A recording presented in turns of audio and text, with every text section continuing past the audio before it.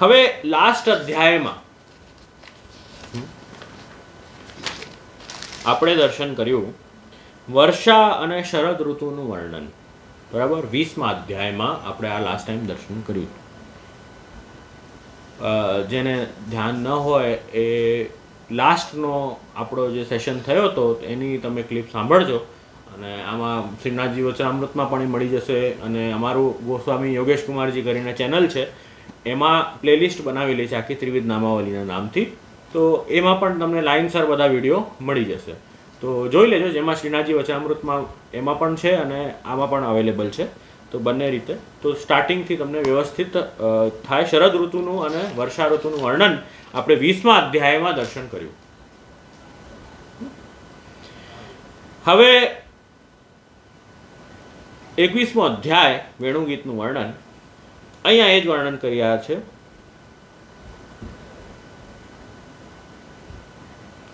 ઇત્થમ શરત સ્વચ્છ જલમ પદ્માકર સુગંધીના. અહીં સુખદેવજી બોલ્યા, સુખદેવજી મહારાજ આજ્ઞા કરી રહ્યા છે કે આ શરદ ઋતુના કારણે હવે વર્ષા ઋતુ ગઈ, એના પછી હવે શરદ ઋતુ આવે. તો શરદ ઋતુ હવે આવી રહી છે, તો એના કારણે વન અતિ સુંદર લાગી રહ્યું છે. વન અતિ સુંદર લાગી રહ્યું છે. જલ નિર્મલ થઈ ગયું છે. શરત સ્વચ્છ જલમ, એ સ્વચ્છ જલ નિર્મલ થઈ ગયું છે, સાફ એ જલ થઈ ગયું છે. અને જલાશયમાં કમલો ખીલી ગયા છે. અને એના સુગંધથી આ વાયુ વાયુ પણ વહી રહી છે, હવા આવી રહી છે. તો એ કમલોની સુગંધથી મંદ મંદ આખા વનમાં એ સુગંધ પ્રસરિત થઈ ગઈ છે. આખા વનમાં એ સુંદર કમલોની અને પુષ્પોની સુગંધ આખા વનમાં આવી રહી છે. અને ત્યાં ભગવાન શ્રી કૃષ્ણ એમના ગાયો સાથે બલરામજી જોડે, ગ્વાલ બાલ જોડે એ વનમાં ઠાકુરજી હવે પ્રવેશ કરી રહ્યા છે. એ વર્ણન અહીંયા છે. તો આપણે નામનું દર્શન કર્યું હતું. નામ ત્રિવિધ નામાવલીનું તમે ઓપન કરજો. 96મું નામ.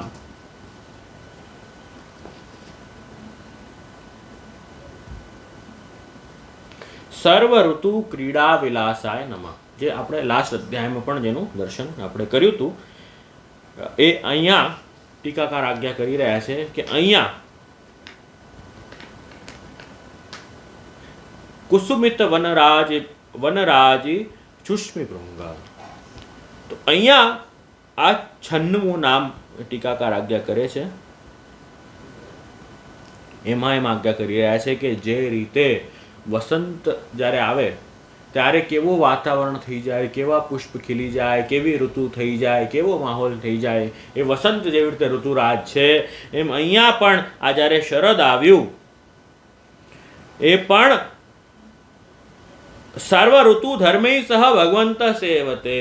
એ પણ શરદ જે છે એ પણ ઠાકોરજીની સેવા જ કરી રહ્યું છે. અહીંયા ઠાકોરજીને જેવી ઋતુ, જેવું માહોલ ઠાકોરજીને જોઈએ છે એ રીતે શરદ ઋતુએ પણ એવું જ આપે સિદ્ધ કરી આપ્યું. જે રીતે વસંત આવે છે એ રીતે હવે વર્ષા પછી આ શરદ ઋતુ આવી છે.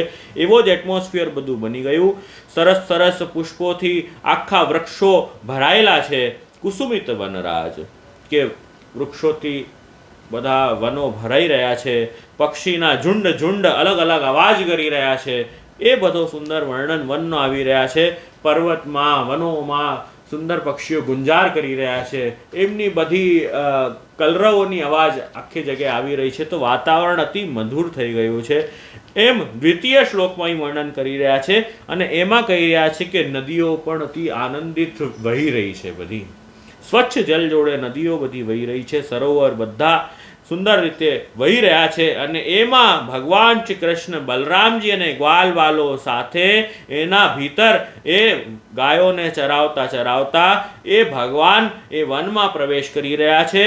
અને પોતાના વાંસરડીથી, વંશીથી, વેણુ દ્વારા એ ભગવાને મધુર તાન વગાડી. દ્વિતીય શ્લોકમાં વર્ણન છે કે ચુકુજ વેણુમ, એ ભગવાને વેણુ વગાડી.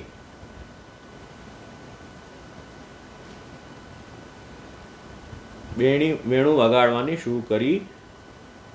તો જેમ ભગવાને વેણુ વગાડવાનું શરૂ કર્યું, તો અહીંયા ત્રીજા શ્લોકમાં વર્ણન છે.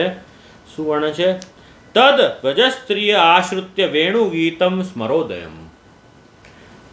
તો ત્રીજા શ્લોકમાં આજ્ઞા કરે છે કે એ વ્રજ સ્ત્રી, જે વ્રજ ગોપિકાઓ છે, એમણે આ વેણુનાદ સાંભળ્યું. વેણુનાદ સાંભળ્યું, એનાથી વેણુનાદ દ્વારા ભગવાને શું કર્યું કે બ્રહ્મ વિદ્યાનું દાન કર્યું. વેણુનાદ સાંભળીને સૌથી પહેલા જ્યારે એમણે વેણુનાદ સાંભળ્યું વ્રજ ગોપિકાઓએ, ત્યારે એમની સ્થિતિ શું થઈ કે વંશીની ધૂન દ્વારા ભગવાનને પ્રેમ ભાવથી એમને ભગવાનને અમે હમણાં જ જઈને દર્શન કરી આવીએ, મળી આવીએ એવી ઈચ્છા થઈ. ઠાકોરજીનું વેણુનાદ જ્યારે સાંભળ્યું, જ્યારે કાને પડ્યું, તો ભગવાનને મળવાની તાલાવેલી અતિ વધી ગઈ એ ગોપિકાઓમાં. એ તાલાવેલી જ્યારે અતિ વધી ગઈ તો એ બધી એકાંતમાં ઠાકોરજીનું વર્ણન કરવા લાગી, ઠાકોરજીના ગુણગાન કરવા લાગી. એ ગોપિકાઓ એમના સખીઓને મળીને ભગવાનના રૂપ ગુણ એનું બધું વર્ણન કરવા લાગી. ભગવાન કેવી સરસ વાંસળી વગાડી રહ્યા છે, ભગવાન કેવું સરસ વેણુનાદ કરી રહ્યા છે, એ ડિસ્કસ કરવા લાગી એમની ફ્રેન્ડ્સ જોડે, એ બીજી બધી ગોપિકાઓ જોડે એ ડિસ્કસ કરવા લાગી. અને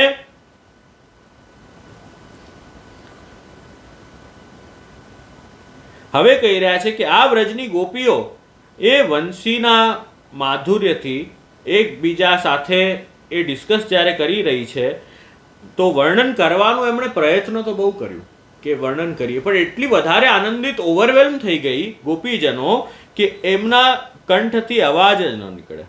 કે એ વંશીનો, ઠાકોરજીની ચેષ્ટાઓનો, ઠાકોરજીની પ્રેમભરી બધી ચિત્વનોને, ઠાકોરજીની લીલાઓનું જ્યારે સ્મરણ એ ગોપીજનોએ કર્યું, તો એમને એમની અવાજ કરવાની ઈચ્છા તો કરી, પણ એમની અવાજ નીકળવાની બંધ થઈ ગઈ. એ કંઈ બોલી જ ન શક્યા. એટલા ઓવરવેલ્મ અને આનંદિત એ ગોપીજનો થઈ ગયા ભગવાનની વેણુનાદ સાંભળીને. પછી એ કાંઈ બોલી ન શક્યા, અને મન હિ મન એ ત્યાં ભગવાન જ્યાં વેણુનાદ વનમાં કરી રહ્યા છે ને, ત્યાં એમને જેમ દર્શન થવા લાગ્યા. ઠાકોરજીએ વેણુનાદ દ્વારા બ્રહ્મ વિદ્યાનું દાન કર્યું, પોતાના સ્વરૂપનું દાન. અને ઠાકોરજીએ મારું સ્વરૂપ કેવું છે એ સ્વરૂપ જ્ઞાન એનું દાન ભગવાને બ્રહ્મ વિદ્યાનું વેણુનાદ દ્વારા કર્યું. ત્યારે જ એ ભગવદ રૂપનો અનુભવ થઈ શકે, એના વગર ન થાય.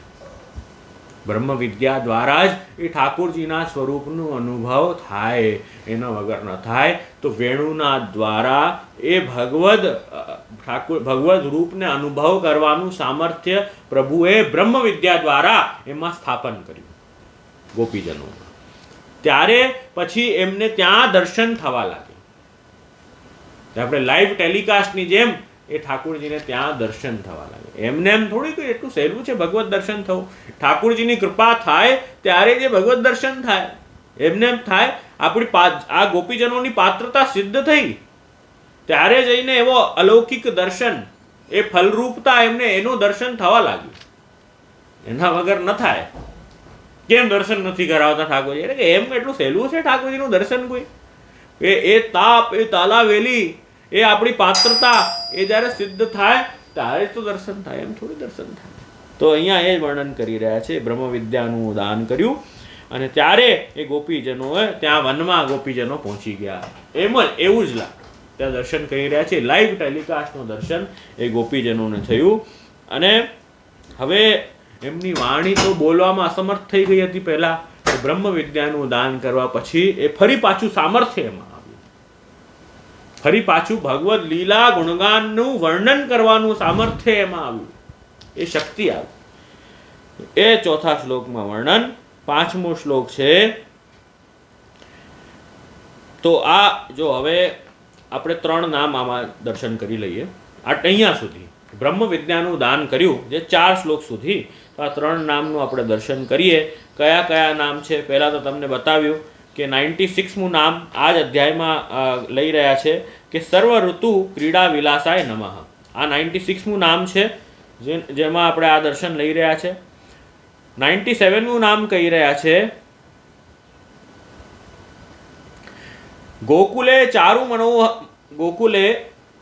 ચારુ મનોહરમ વિચિત્રમ આશ્ચર્યજનકમ ચરિત્રમ યસ્ય ઇતિ ચુકુજ વેણુમ ઇતિ કુંજન માત્ર શ્રવણેન ભક્તાનામ મનોહરણમ એવ જાતમ ઇતિ ચારુપદમ.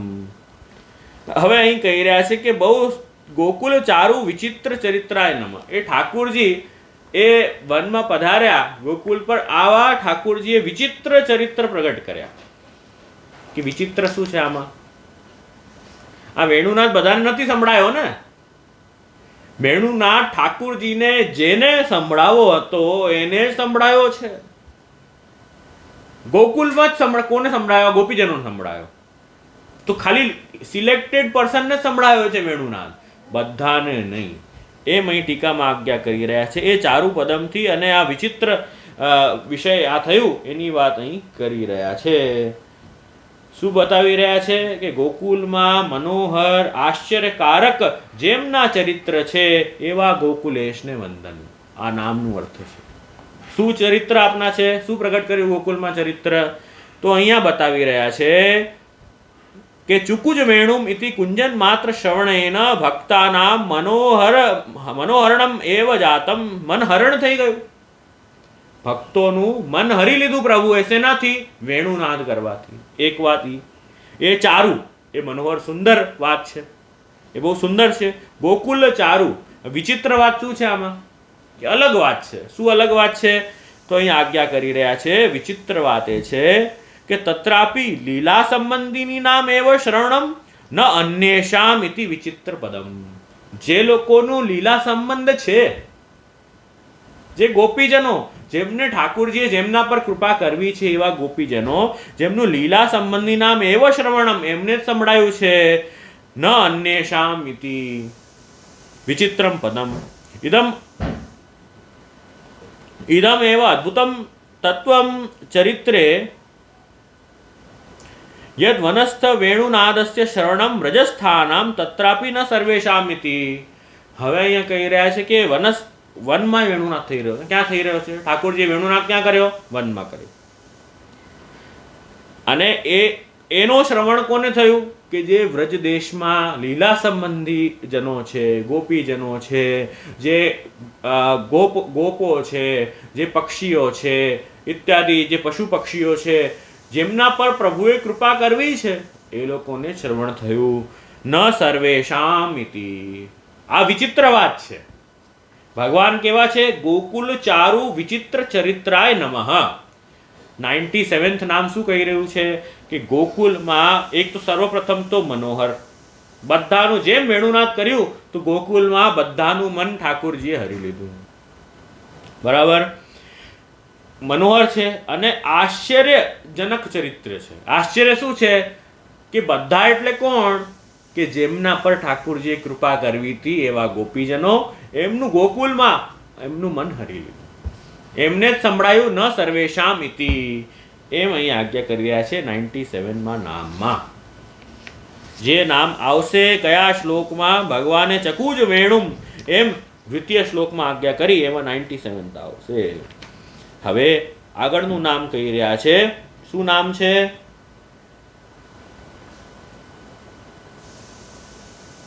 પૂજન માત્ર ધર્મ પશ્ચાત ગીતમ કૃતમ એવ તદ જ્ઞાપકમ નામ આહુ ગોપિકા.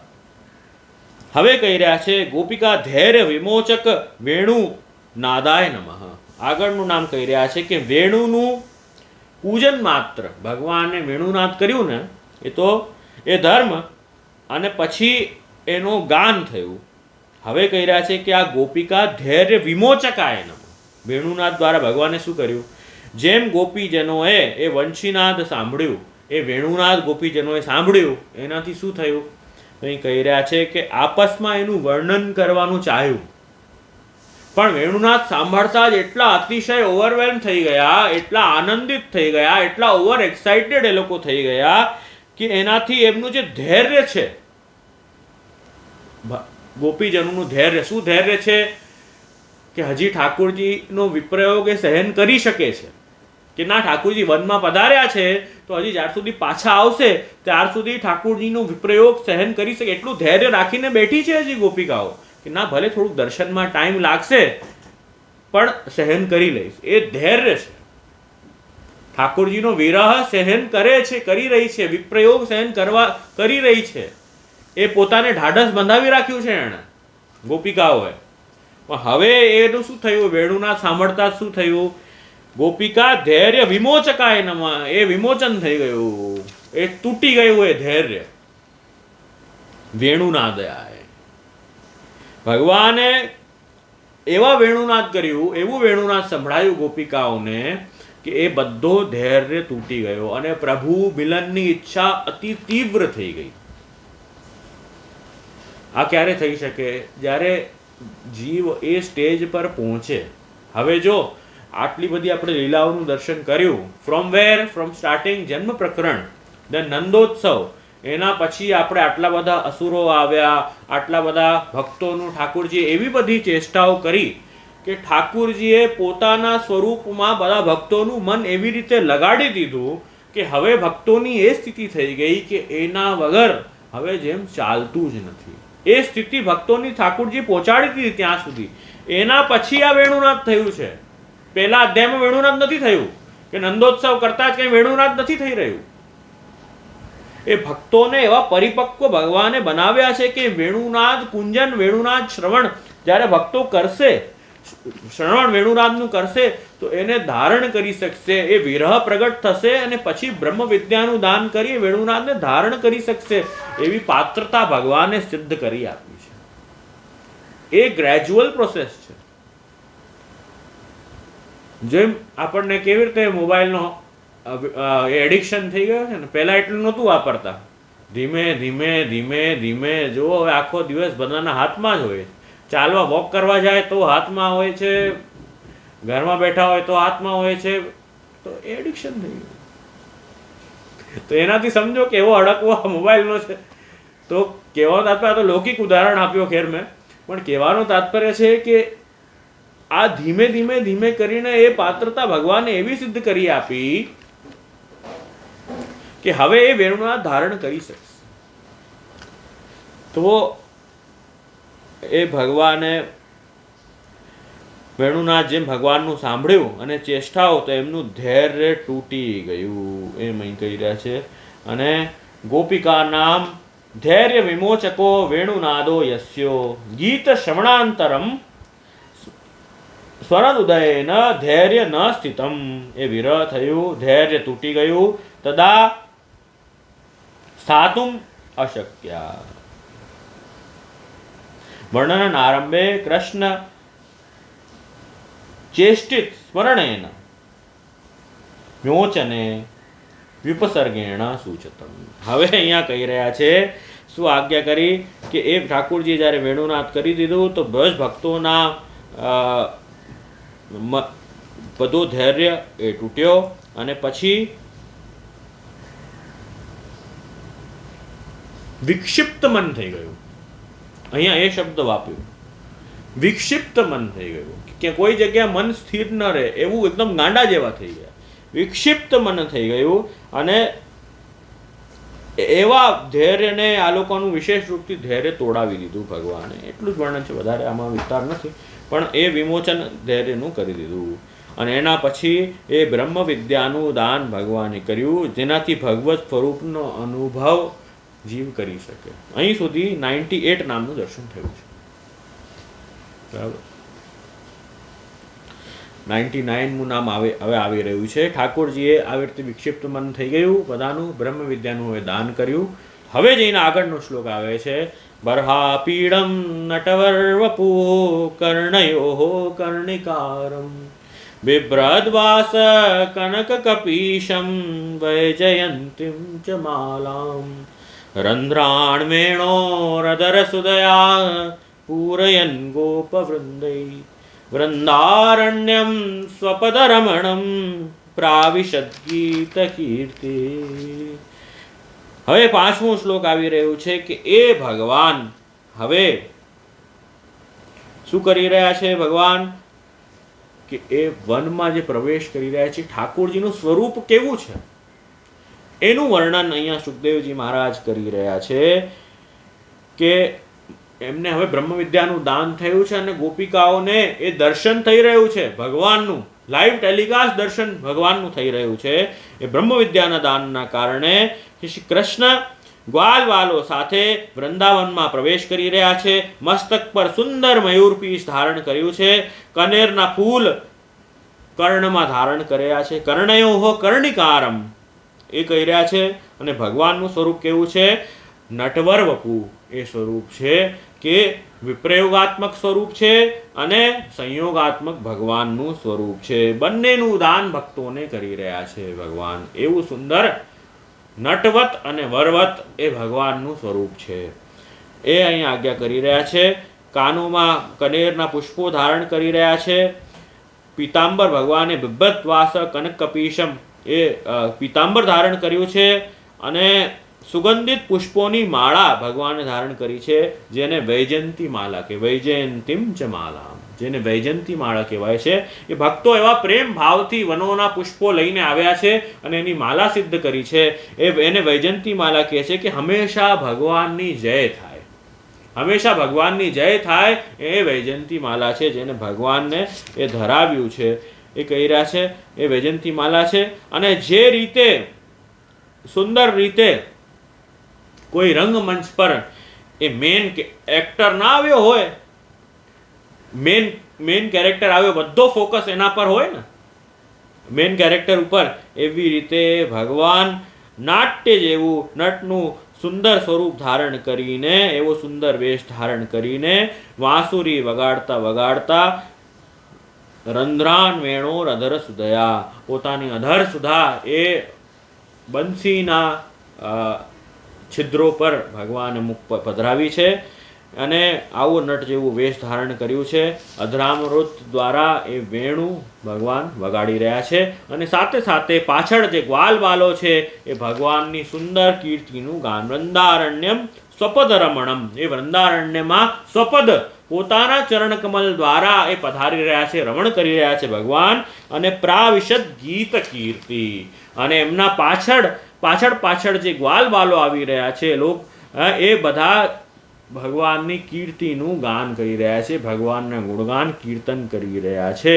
તો આ વૃંદાવન ધામ એમ કહી રહ્યા છે એ વૈકુંઠથી પણ શ્રેષ્ઠ થઈ ગયું, એમ અહીં કહી રહ્યા. શ્રુત્વા વ્રજસ્થીય સર્વ, તો હવે આ સાંભળીને વૈકુંઠથી પણ શ્રેષ્ઠ એ વૃંદાવન ધામ બની ગયું. વૃંદારણ્યમ સ્વપદ રમણમ, કેમ કે પોતાના ચરણકમલ પધરાવ્યા ને ભગવાને વ્રજધામમાં, એ વ્રજમાં ભગવાને પોતાના ચરણકમલ પધરાવ્યા, એટલે વૈકુંઠથી પણ ઉત્કૃષ્ટ એ ધામ બની ગયું એ વૃંદાવન ધામ. આ રીતે એ બંસીની ધ્વનિ સાંભળીને બધાનું મન એ ભગવાને પોતાના વંશી દ્વારા પોતામાં આકર્ષિત કરી લીધું. ગોપીજનો આ બધું સાંભળ્યું, આ બધાનું દર્શન કર્યું અને એનું હવે ગોપીજનો વર્ણન કરવા લાગી અને તન્મય થઈ ગઈ. અને એમને એવું લાગ્યું કે અમને કૃષ્ણના દર્શન થઈ ગયા અને અમને કૃષ્ણના સ્પર્શનો આનંદ પ્રાપ્ત થયો, ભગવાનના ચરણ સ્પર્શનો લાભ અમને પ્રાપ્ત થયો, અમે પણ ત્યાં જ વનમાં છીએ, એવો એમને ભાસ થયો, એવું એમને આનંદ થયું, એવું દર્શન એમને થયું. આનંદિત થઈને એ હવે વેણુ ગીતનું એ ગોપીજનો એ વર્ણન હવે આગળ કરશે. તો અહીં સુધી આપણે દર્શન આજે કરીએ, બાકી આપણે કાલે કન્ટિન્યુ કરશું. તો આ રીતે આ ભગવાને વૃંદાવનમાં પ્રવેશ કર્યો અને સાથે સાથે આપણે જોયું 3 નામોનું દર્શન કર્યું આપણે આજે. તો એ તમે થોડું ધ્યાન આપજો, કયા કયા 3 નામ છે. સર્વઋતુ ક્રીડા વિલાસાય નમઃ, બધી ઋતુમાં ભગવાન, કેમ કે ઋતુઓ ભગવાનની સેવક છે, કાલ ભગવાનનું સેવક છે, તો ભગવાનને કોઈ દિવસ ઋતુથી પ્રોબ્લેમ ન થાય. જે રીતે ભગવાનને લીલા કરવી હોય એ રીતે બધી ઋતુઓ એડજસ્ટ થઈ જાય. વર્ષા ઋતુ આવે તો વર્ષા ઋતુ એડજસ્ટ થઈ જાય, ગરમી આવે ગરમી એડજસ્ટ થઈ જાય, ઠંડી આવે ઠંડી એડજસ્ટ થઈ જાય. એ ભગવાનના અધીન છે બધી ઋતુઓ. એટલે બધી ઋતુઓમાં ભગવાન ક્રીડા કરી રહ્યા છે, આનંદથી વિલાસ કરી રહ્યા છે. એક પહેલો એ નામ જોયું ગોકુલ ચારુ વિચિત્ર ચરિત્રાય નમઃ. એ નામ આપણે જોયું કે ગોકુલમાં બધાનું મન હરી લીધું, અને આશ્ચર્યજનક વિચિત્ર ચરિત્ર પ્રગટ કર્યું કે જેને વેણુનાદ સંભળાવું હતું એને જ સંભળાયું, બધાને સંભળાવ્યું નથી. જેના પર કૃપા કરવી હતી એને, એ આ વિચિત્ર વાત છે ને. એવું નહીં તો થાય નહીં ને. આપણે જોરથી મ્યુઝિક વગાડીએ તો આપણા આજુબાજુના સરાઉન્ડિંગમાં બધાને સંભળાય ને. કેવું થાય કે ના આ 2 જણને સંભળાય ને 2ને ન સંભળાય, એવું તો ન થઈ શકે ને. તો આ વિચિત્ર ચરિત્ર આ પ્રગટ થયું કે જેનું વર્ણન ભગવાને કર્યું હતું, જેનું સિલેક્શન ભગવાને કર્યું હતું, જેના પર કૃપા કરવી હતી, જેની પાત્રતા હતી, એને જ સંભળાયું. આગળનું ગોપિકા ધૈર્ય વિમોચક વેણુનાદાય નમઃ. અને વેણુનાદ દ્વારા શું થયું કે ધૈર્યનું વિમોચન થઈ ગયું. એ ગોપીઓને રહેવાયું જ નહીં. જરાએ ભગવાનના વેણુનાદ સાંભળીને ગોપીઓથી રહેવાયું નહીં. અતિ વિરહ થયું અને પ્રેમ ભાવ હજી વધારે પ્રગટ થયું. તાલાવેલી વધી ગઈ, તાપ વધી ગયો અને પ્રભુના દર્શન થયા. જેમ તાપ વધશે ને પ્રભુ દર્શન થશે. તમે કોઈ પણ જગ્યાએ આપણે ઉપાડીને જોઈ લઈએ, વૈષ્ણવના ચરિત્રમાં જોઈ લો, વાર્તાઓ જોઈ લો, ભાગવતજીના પ્રસંગ જોઈ લો, બધે જોઈ લો, તાપ જ એકમાત્ર કારણ છે. દૈન્ય અને તાપ. હરિરાયજી આખા શિક્ષાપત્ર, અધર શિક્ષાપત્રમાં એ જ આજ્ઞા કરે. દૈન્ય એવ ત્વત્તોષ સાધનમ. ભગવાનને પ્રસન્ન કરવા માટેનો એકમાત્ર સાધન દૈન્ય છે. તાપ જરૂરી છે. તાપથી દૈન્ય પ્રગટ થાય, દૈન્યથી નિસ્સાધન ભાવ આવે અને એનાથી જ પ્રભુ અનુભવ થઈ શકે. એના વગર ન થઈ શકે. ભગવાન વગર તાપ આરતીના કોઈ દિવસે અનુભવ ન કરાવે. ક્લિશ્યમાનાન જનાન દ્રષ્ટવા કૃપાયુક્તો યદા ભવેત તદા સર્વમ સદાનંદમ હૃદિસ્તમ નિર્ગતમ બહિ. ક્લિશ્યમાનાન જનાન દ્રષ્ટવા સૌથી મોટું ટચસ્ટોન આ જ છે. મહાપ્રભુજીની કૃપાથી જીવ જ્યારે બ્રહ્મ સંબંધ લે છે, ગુણગાન કરે છે, જ્યારે નિત્ય સત્સંગ કરે છે, ત્યારે જીવને એ તાપ ભાવ પ્રગટ થશે. તાપ ભાવ શું છે કે આ જીવન મારું આખું આમ જ નીકળી ગયું. હું વૈષ્ણવ પોતાને માનું છું પણ મને જરાય ઠાકોરજીનો અનુભવ નથી થયો. મારો આટલો સમય વ્યતીત થઈ ગયો જીવનનો, જીવન વ્યર્થ વયો ગયો. એ પ્રકારનો ભાવ હૃદયમાં આવશે ત્યારે દીનતા આવશે. દીનતા આવશે. ભગવત ગુણગાન કરશો તો ઠાકોરજીમાં પ્રેમ અને તાલાવેલી વધશે. વિરહ ભાવ ત્યારે જ આવશે. વિરહ અગ્નિ ત્યારે જ જાગૃત થશે. ત્યારે પ્રભુ કૃપાયુક્ત થશે. એના વગર નહીં થાય. ચાલે છે, હોતા है, चलता है, वो एटीट्यूड के साथ हम अगर आगे बढ़ रहे हैं तो साक्षात्कार इतनी जल्दी नहीं हो पाएगा, पात्रता सिद्ध नहीं हो पाएगी. तो वो बहुत जरूरी है. એના માટે જે ડોન્ટ્સ છે તો ફોલો કરવા પડશે. બધા ડોન્ટ્સ બતાવે, ડૂઝ એન્ડ ડોન્ટ્સ બંને કરવા પડે. આપણે ડૂઝ તો કરીએ છીએ, ડોન્ટ્સને આપણે કંઈ જોતા જ નથી. અન્યાશ્રયનો ત્યાગ, અસમર્પિતનો ત્યાગ, એ બધું જરા આપણે ધ્યાન આપવું પડે, જોવું પડે. તો આ રીતે ગોપીઓને, બ્રજ ભક્તોને, આગળ બધા ગોપ, પશુ પક્ષી બધા આવશે. આવતીકાલે આપણે શ્રવણ કરશું એનું. તો આ રીતે બધાને પાત્ર બનાવી ઠાકોરજીને, જે પાત્ર પ્રભુ સન્મુખ થયો ને, જેમ આપણે સમુદ્ર પાસે જે પાત્ર લઈને જઈએ, સમુદ્રમાં સામર્થ્ય છે બધા પાત્રો ભરી શકે. આપણે કટોરો લઈને જઈએ તો કટોરું ભરાઈ જશે. આપણે બાલટી લઈને જઈએ, બાલટી ભરાઈ જશે. ટાંકી લઈને જઈએ, ટાંકી ભરાઈ જશે. જેનું જેટલું પાત્ર હશે એટલું દાન કરે. તો જેનું જેવું યોગ્યતા અધિકાર હતું એવું ફલદાન ભગવાને કર્યું છે બધાને. કે હવે એ પશુ પક્ષી હોય, કોઈ જીવ હોય, ગોપિકા હોય કે ગોપ હોય, બધાને, કે એમ માતા પિતા યશોદાનંદરાયજી હોય કે કોઈ પણ હોય, વજા બ્રજમાં રહેલા ભક્તો, બધાને ભગવાને એમના અધિકાર પ્રમાણે બધાને ફલદાન કર્યું છે. તો આ આપણે સુંદર આજે દર્શન કર્યું. થોડું વેણુગીતની ચર્ચા કરી. આવતીકાલે થોડીક વધારે કરશું. હરિરાયજીનું ચરિત્ર દર્શન કર્યું, હરિરાયજીનું દિવ્ય સ્વરૂપનું ચિંતન કર્યું, એક વધાઈનું પણ સુંદર ગાન કર્યું. તો આ રીતે પછી અહીંયા આપણે આજનો સત્સંગ વિરામ કરીએ. પછી આવતીકાલે ફરી પાછા મળશું. શ્રી વલ્લભાધીશ કી જય. કોઈને કંઈ પૂછવું હોય તો અવશ્ય પૂછી શકે છે.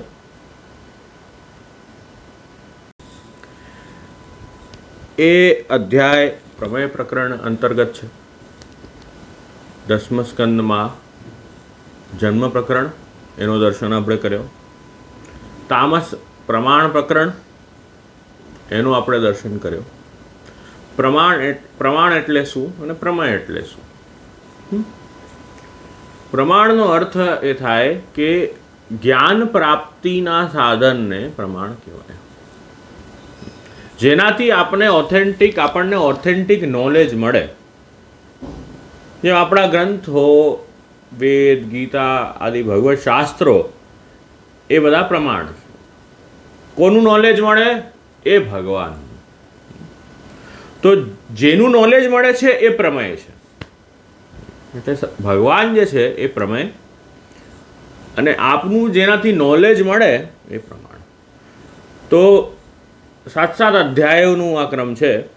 એટલે જન્મ પ્રકરણ પછી 7 અધ્યાય એ તામસ પ્રમાણ પ્રકરણના અધ્યાય. હવે આ પ્રમેય પ્રકરણના અધ્યાય ચાલી રહ્યા છે. પ્રમાણ પ્રકરણમાં ભગવાને શું કર્યું? ભગવાને બધા ભક્તોનું પ્રેમ સિદ્ધ કર્યું.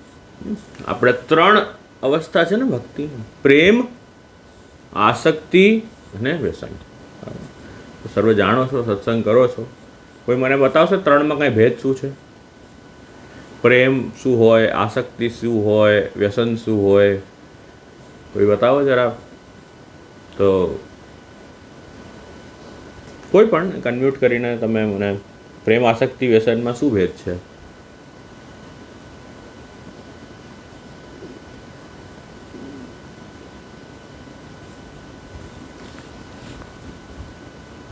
હા, આશીર્વાદ.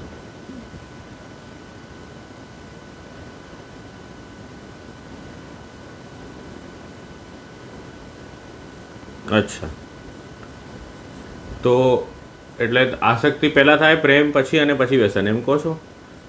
તો ઠાકોરજીએ પહેલાં, આમાં તો આપણે પ્રમાણ પ્રકરણ છે એમાં ઠાકોરજી પહેલાં પ્રેમ સિદ્ધ કરાવ્યો, પછી આસક્તિ હવે સિદ્ધ કરાવશે, અને વ્યસન આગળ ફલ પ્રકરણમાં વ્યસન સિદ્ધ થશે. બરાબર? તો આસક્તિ પહેલાં સિદ્ધ થઈ ગઈ એમ કહો છો? અચ્છા, હા. એટલે આના, એટલે આ શબ્દો જે છે ને આપણા ત્યાં, એમ આપણે વર્ડનો અનુવાદ કરીએ ને તો આપણને ભલે આ સરખું જેવું લાગે, જેમાં પ્રેમ, આસક્તિ હોય એમાં પ્રેમ થાય, આ સરખું જેવું લાગે. પણ અમુક શબ્દો આપણા ત્યાં સંપ્રદાયમાં પારિભાષિક શબ્દો છે કે જેનું એક ડેફિનેશન અલગ છે. અહીંયા કોઈ કે અગ્રવાલજી કોઈ કે હાથ ઉપાડ્યું છે, તો જો કંઈક કેવું હોય તો એમને, તો એમને અનમ્યુટ કરો તો એ કંઈક કહે છે. હા જી, બોલીએ બોલીએ. હા હા, આશીર્વાદ. આ રહી.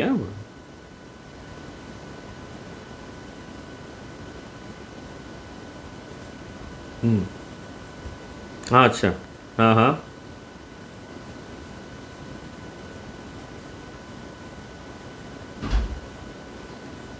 अच्छा.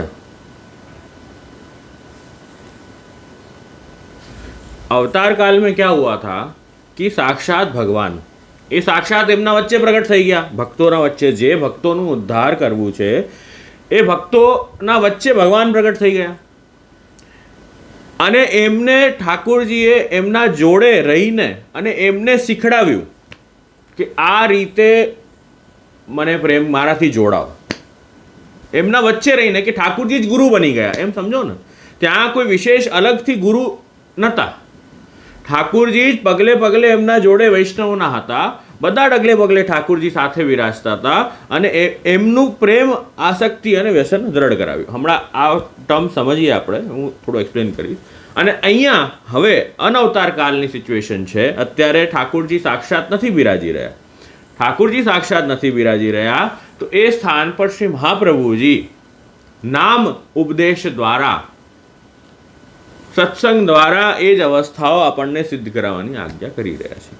ગુણગાન દ્વારા, ભગવત સેવા દ્વારા એ જ સ્થિતિ, એ જ સિદ્ધ કરાવવાની છે. બીજ ભાવ, પ્રેમ, આસક્તિ અને વ્યસન, વસ્તુ એ જ સિદ્ધ કરાવવાની છે, પણ ખાલી પ્રક્રિયા અલગ છે. ત્યાં ઠાકોરજી સાક્ષાત પ્રેક્ટિકલ ડેમો આપીને બધાનું મન જોડ્યું, ભક્તોનું મન અટકાવ્યું. મૂળ બધી લીલાનું પ્રયોજન, આજે પણ લીલા કંઈ થઈ રહી છે. 10મો સ્કંદ એ નિરોધ સ્કંદ છે. 10મો સ્કંદ નિરોધ સ્કંદ છે.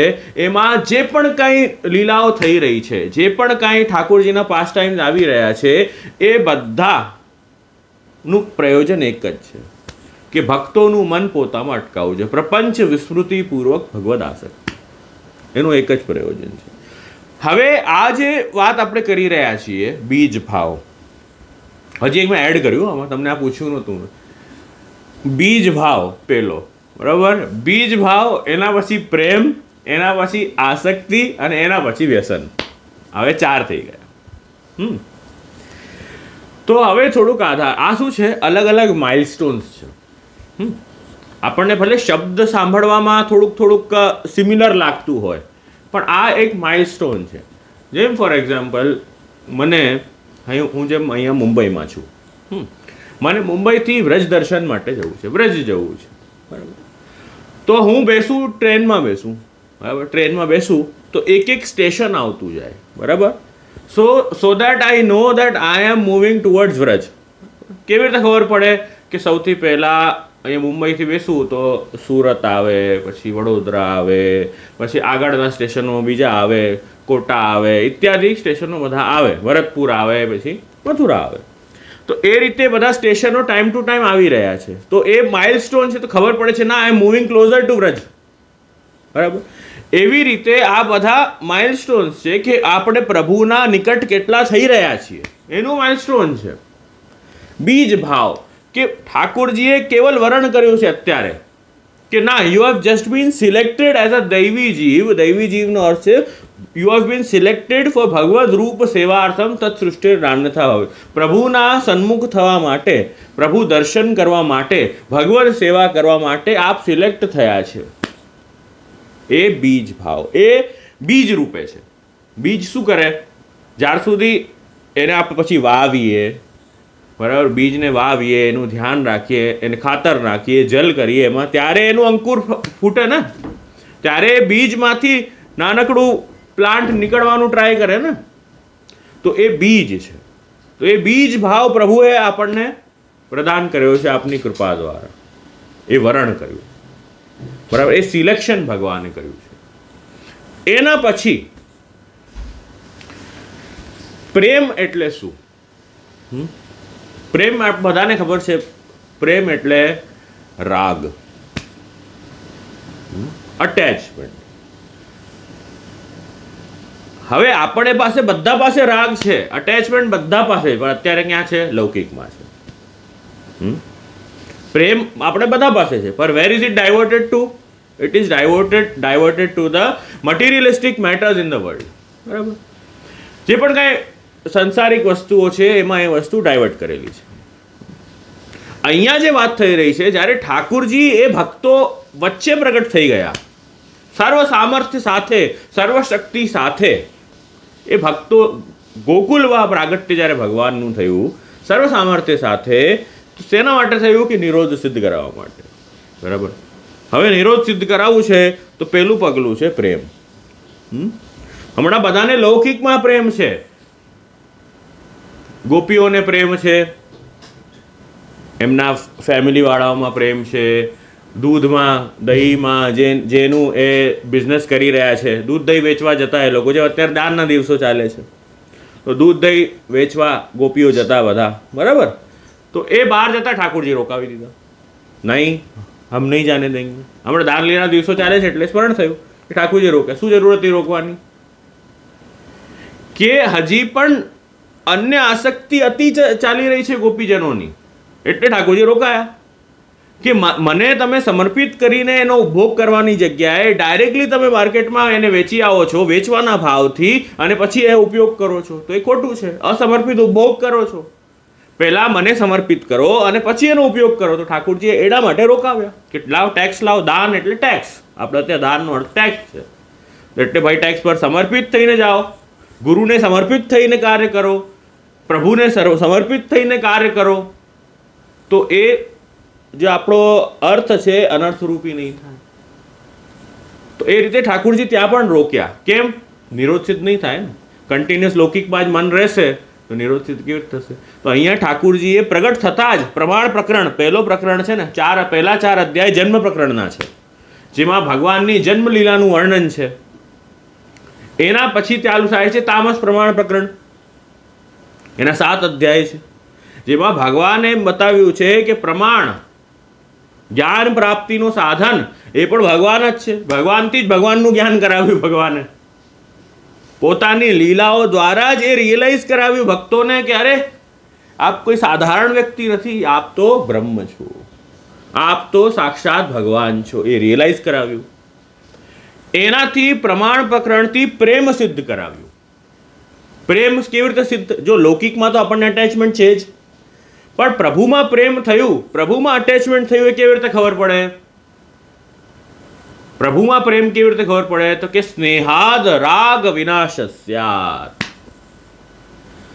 કે જ્યારે પ્રભુમાં પ્રેમ સ્નેહ થશે એનાથી શું થશે? લૌકિકમાં પ્રેમ ઓછો થઈ જશે. એનો પહેલો એનું જે સિમ્ટમ હોય ને, એ પહેલો સિમ્ટમ એ જ છે કે પ્રેમ પ્રભુમાં સિદ્ધ થશે તો શું થાય? લૌકિકમાં પ્રેમ ઓછો થઈ જશે. આ આપણે પ્રમાણ પ્રકરણમાં દર્શન, પ્રભુએ પ્રેમ સિદ્ધ કરાવી દીધું છે પ્રમાણ પ્રકરણમાં. એ આપણે દર્શન કરી ચૂક્યા છીએ. અલગ અલગ બધા લીલાઓ કરી, અલગ અલગ અસુરો આવ્યા, અલગ અલગ અસુરોને માર્યા. એ બધું બધા અસુરોનું આપણે ભાવ પણ જાણ્યું કે આ અસુર આવવાથી કયો શું થયું, શું ન થયું. પૂતના આવી તો અવિદ્યા દૂર થઈ. શકટાસુર આવ્યો તો લૌકિકમાં મન ગયું તો ઠાકોરજીને ગમ્યું નહીં, તો એ લૌકિક ગાળો શકટ ભંજન કરીને પાડી દીધો ભગવાને. તૃણાવર્ત આવ્યો તો પ્રભુ ભાર રૂપી લાગી રહ્યા હતા, તો ઠાકોરજીને સાઈડમાં ગોદીમાંથી ઉપાડીને સાઈડમાં પધરાવી દીધા ભગવાનને. તો ભાર રૂપી લાગવા લાગે ઠાકોરજી, તો તૃણાવર્ત આવ્યો સમજવું. તો એમ અલગ અલગ ભાવથી એ બધા જે ખોટા ભાવ હતા ને ભક્તોના મનમાં, એ પ્રભુએ આ બધી લીલાઓ કરીને દૂર કર્યા. તો એનાથી પ્રેમ સિદ્ધ થયો. હવે આવ્યું પ્રમાણ, હવે આવ્યું પ્રમેય, તામસ પ્રમેય પ્રકરણ 15, 16, 17, 18, 19, 20 ને 21. એ અધ્યાયોમાં ભગવાન પોતે પ્રમેય છે. જાણવા લાયક જે છે ને એ ભગવાન પોતે છે. એનું પ્રતિપાદન એ 7 અધ્યાયોમાં એ પ્રમેય પ્રકરણમાં થયું છે. જેમાંથી આ એક અધ્યાય છે વેણુગીતનો અધ્યાય, જેમાં ભગવાને આસક્તિ સિદ્ધ કરી આપી છે. ભક્તોની આસક્તિ, પ્રેમ સિદ્ધ થઈ ચૂક્યું છે, હો ચુકા है वो. સ્નેહાદ રાગ વિનાશસ્યાત, મતલબ ભક્તોની શું સ્ટેજ છે અત્યારે કે સ્નેહ ભગવાનમાં સ્નેહ થયું છે તો લૌકિક રાગ એનું નાશ થઈ ગયું છે. લૌકિક વસ્તુઓમાં અટેચમેન્ટ નથી રહી. આ એનું ટચસ્ટોન છે. સમજ્યા? જેમ ઉદાહરણ હમણાં વૈષ્ણવે હમણાં કીધું ને, ઉદાહરણ આપ્યું હોય કે મંદિર જવાનું ઉદાહરણ આપ્યો કે શરૂમાં તો આપણે કર્તવ્ય બુદ્ધિથી જતા હોઈએ, પણ પછી નિયમ એવો સરસ બને નિત્ય પ્રભુના દર્શન કરવાનો, એવો સરસ નિયમ બને કે ના, એ શ્રીજી બાવાને જ્યાર સુધી મેં દર્શન નથી કર્યા ત્યાર સુધી મારે કોઈ કાર્ય નથી કરવું. ભલે કેટલો ઇમ્પોર્ટન્ટ કામ હોય કેમ ના હોય, એને પણ પોસ્ટપોન કરીને જ્યારે જીવ એ પ્રભુ સન્મુખ થાય તો સ્નેહ તો થયો છે, લૌકિક રાગ ઘટ્યો છે. નહીં તો ત્યાં જશે કેમ? નિત્ય સત્સંગમાં જોડાય છે જીવ, નિત્ય રોજ સત્સંગમાં જોડાય છે, પોતાનું બધું કામ ધંધો છોડીને. એનું મતલબ શું? સ્નેહ તો થયું છે ને. લૌકિક રાગ, લૌકિકમાં પ્રેમ ઘટ્યો છે. એ ટચ સ્ટોરી બધું જ. આપણી બધી જે લૌકિક પ્રાયોરિટીઝને આપણે છોડીને અગર ભગવત સન્મુખ થઈએ છીએ, આપણે ઠાકુરજીની સેવામાં પ્રવૃત્ત થઈએ છીએ, કે આપણા ઘરમાં વિરાજતા ઠાકુરજી હોય કે આપણે હવેલી રીતે જતા હોઈએ, જે પણ કાર્ય છે બધું આપણે લૌકિક છોડીને પણ ત્યાં તત્પર થઈ રહ્યા છીએ, સત્સંગમાં આપણે તત્પર થઈ રહ્યા છીએ, તો આપણે સમજવું કે એ પ્રભુમાં સ્નેહ ધીરે ધીરે થઈ રહ્યો છે. આપણે કંઈ તીર નથી માર્યું, એ ઠાકુરજીની કૃપા છે કે ઠાકુરજીને આપણી સેવા, આપણે ગુણગાન અંગીકાર કર્યું છે. એ ઠાકુરજીની કૃપા છે. આપણા હાથ પવિત્ર થયા છે, એ એમની કૃપા છે. તો આ સ્નેહથી શું થાય? સ્નેહાદ રાગ વિનાશ. લૌકિકમાં રાગનું નાશ થાય અને પ્રભુમાં રાગ થાય. લૌકિકમાંથી નીકળીને પ્રભુમાં થાય. હવે આવી આસક્તિ ઉપર.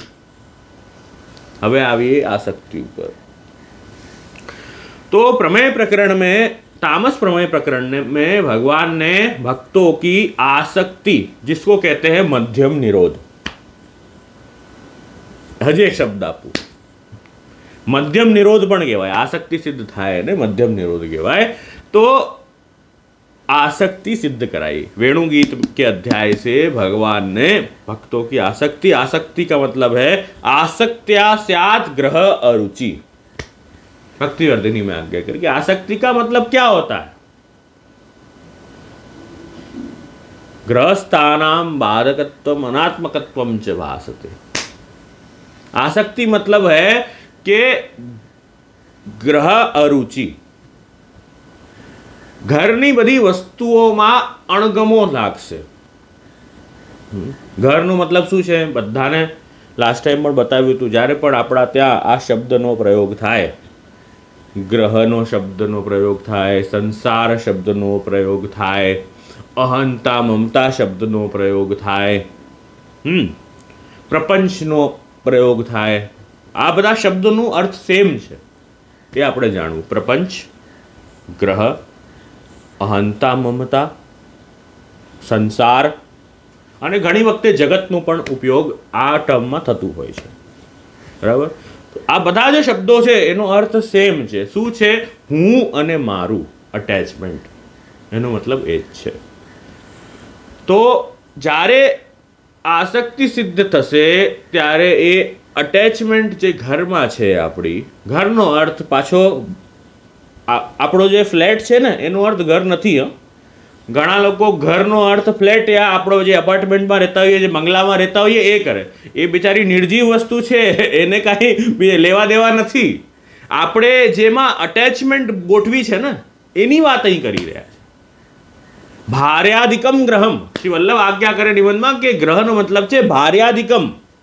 ભાર્યાધિકમ એટલે શું થાય કે આપણા સ્ત્રી, પુત્ર, હસબન્ડ, આ બધાનું જે આપણે જે સર્કલ બનાવેલું છે ને એની વાત છે, એ ઘર કહેવાય.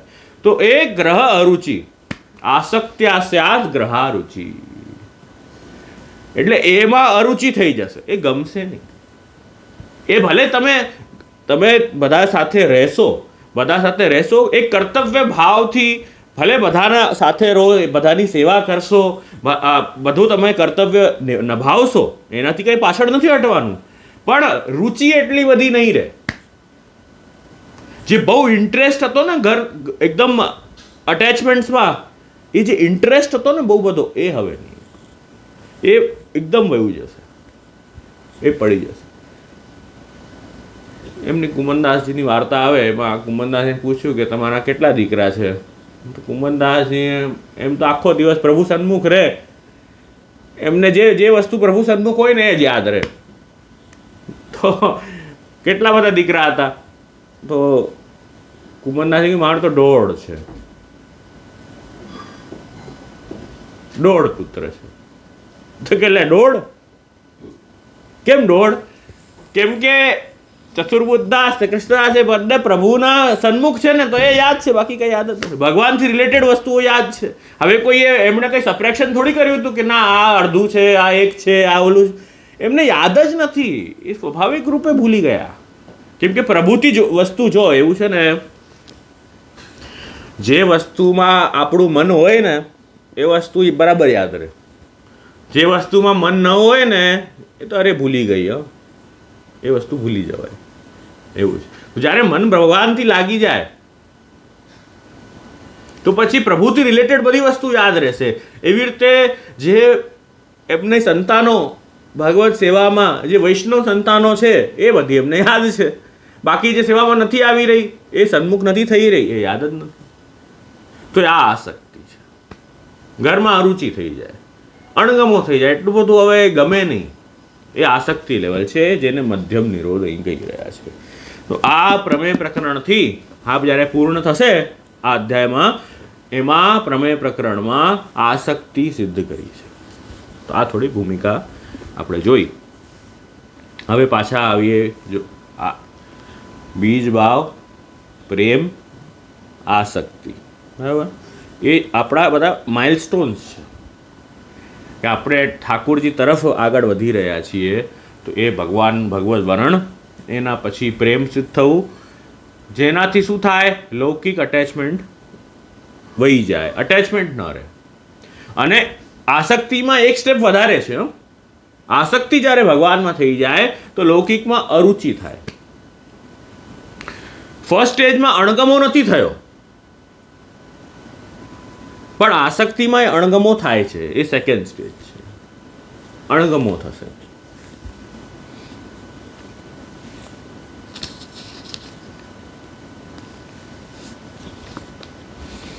હવે અહીં વર્ણન કરી રહ્યા છે પહેલા શ્લોકમાં શ્રી સુખદેવજી મહારાજ બોલ્યા. જો આમાં પણ તમે જોશો ને, વેણુગીતના અધ્યાયમાં નવા ભાગવતજી બિરાજતા હોય તો પહેલા 6 શ્લોકો છે એ સુખદેવજી મહારાજે વર્ણન કર્યું છે. એમાં એ ભગવાનનું સ્વરૂપ વર્ણન કર્યું કે એ હવે સુંદર ઋતુ આવી ગઈ અને શરદ ઋતુના આવવાના કારણે આખું વન, નદી, પર્વત ઇત્યાદિ બહુ સુંદર આનંદિત થઈ ગયા છે બધા. અને ભગવાને એ વનમાં પ્રવેશ કર્યો અને ઠાકુરજીનો શું સ્વરૂપ છે એ વર્ણન પહેલા 6 શ્લોકમાં સુખદેવજી મહારાજે કર્યું. એના પછી જે 13 શ્લોકો છે એમાં એ ગોપિકાઓએ જે વેણુનાદ સાંભળ્યું, વેણુગીત છે ને, તો એ જે વેણુગીત, એ જે વેણુનાદ એમણે જે સાંભળ્યું અને સાંભળીને જે વર્ણન ગોપિકાઓએ કર્યું અને પરસ્પર એકબીજાનો જે સંવાદ ગોપીજનોએ એકબીજાને કીધું કે જો આવું વર્ણન બીજી સખીને જે કર્યું એ વર્ણન આખું ગોપી ગીતમાં છે. અને જે છેલ્લો 20મો શ્લોક છે એ તો ઉપસંહાર છે, એ કન્ક્લુઝન છે. એટલે ટોટલ 20 શ્લોક છે આ અધ્યાયમાં, જેનું આપણે દર્શન કરશું.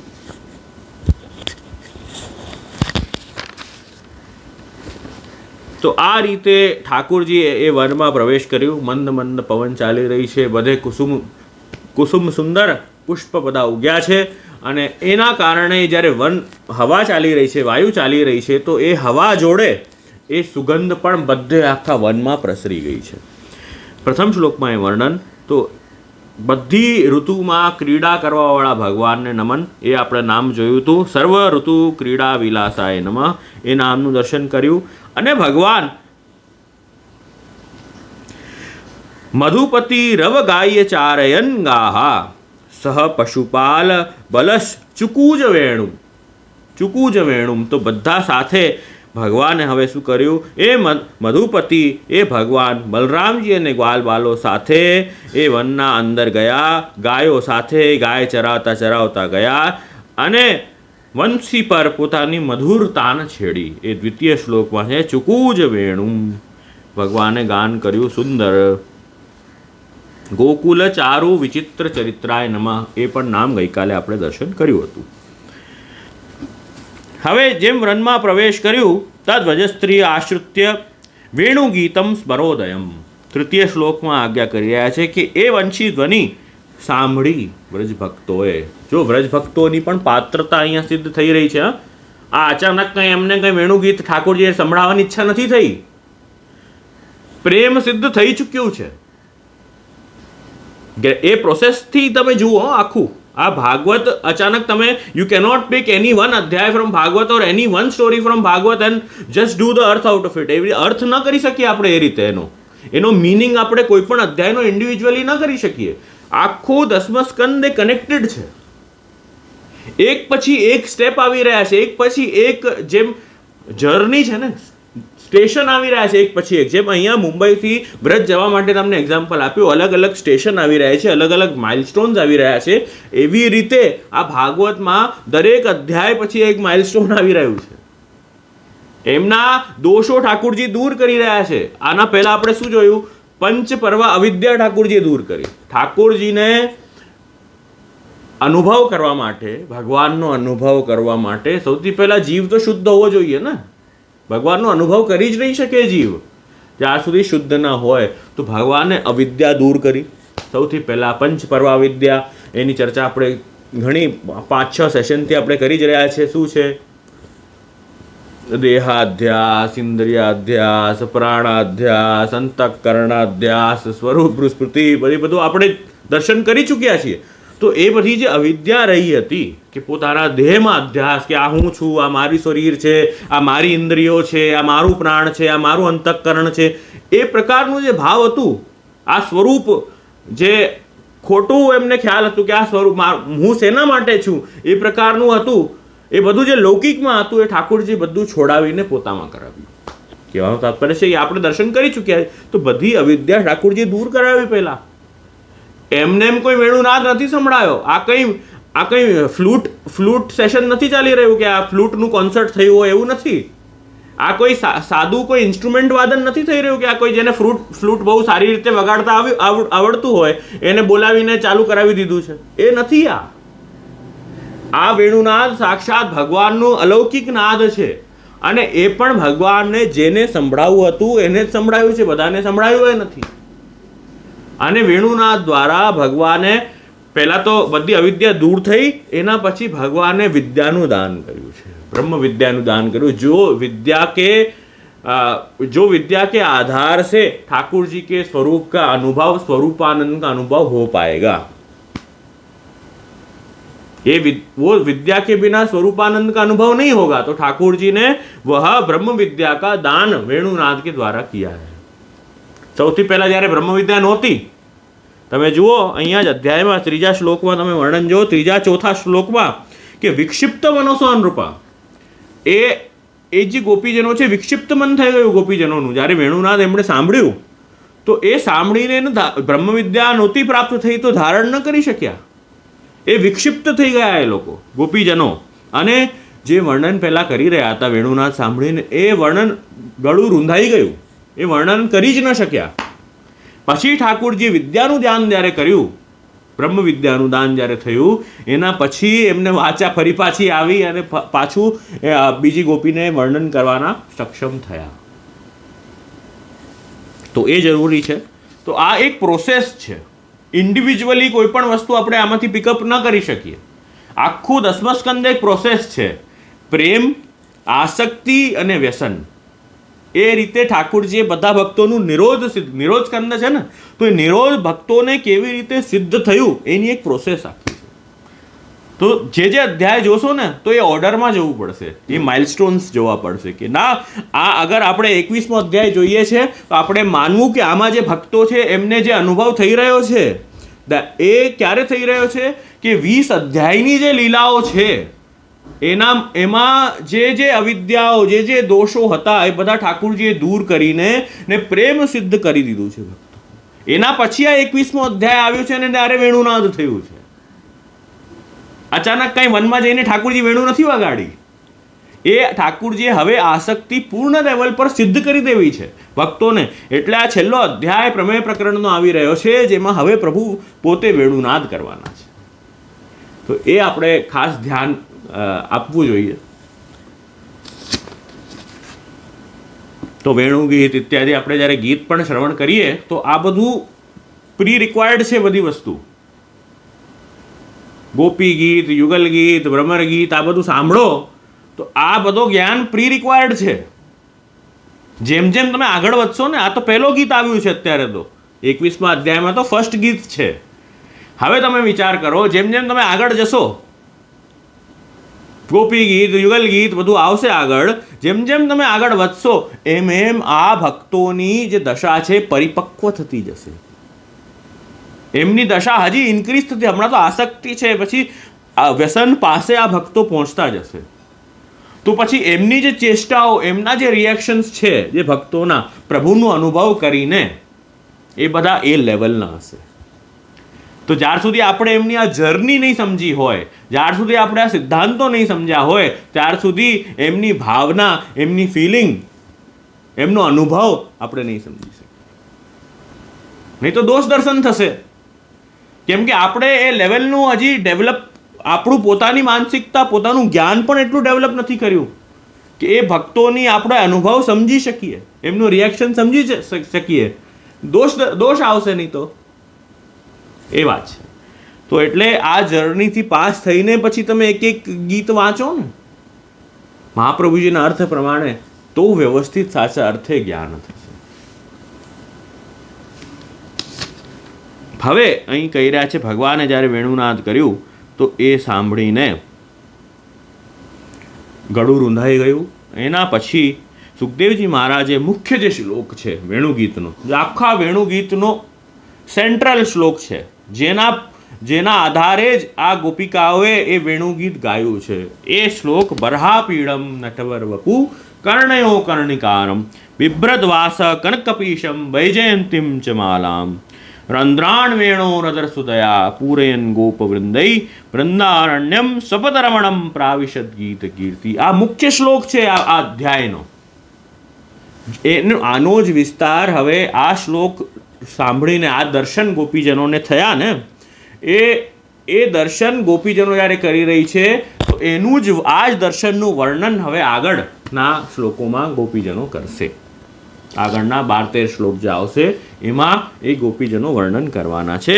તો ગઈકાલે આનું આપણે દર્શન કર્યું કે ઠાકોરજીનું સુંદર સ્વરૂપ જ્યારે વૃંદાવનમાં ઠાકોરજીએ પ્રવેશ કર્યું ત્યારે ભગવાનનું સુંદર સ્વરૂપ કે ગ્વાલ વાલોના સાથે વૃંદાવનમાં પ્રવેશ ભગવાન કર્યું. મોરપીંછ સુંદર માથા પર ધારણ કર્યું છે અને કનેરના પુષ્પો પીળા પીળા પુષ્પ કર્ણમાં ધારણ એ પ્રભુએ કરેલા છે. શરીર પર સુંદર પીતાંબર ભગવાને ધારણ કર્યું છે.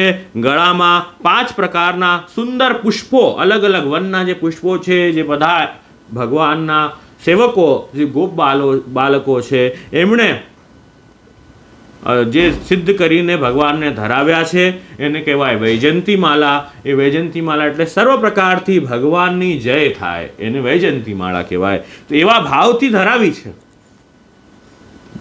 ગોપ બાળકોએ, એવા ભાવથી ભગવાનને ધરાવી છે.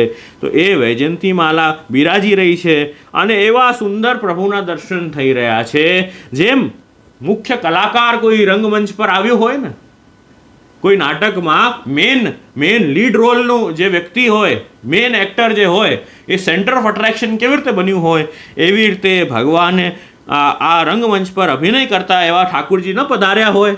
એવું સુંદર મેન સેન્ટર ઓફ અટ્રેક્શન એ પ્રભુ એવા પધાર્યા છે.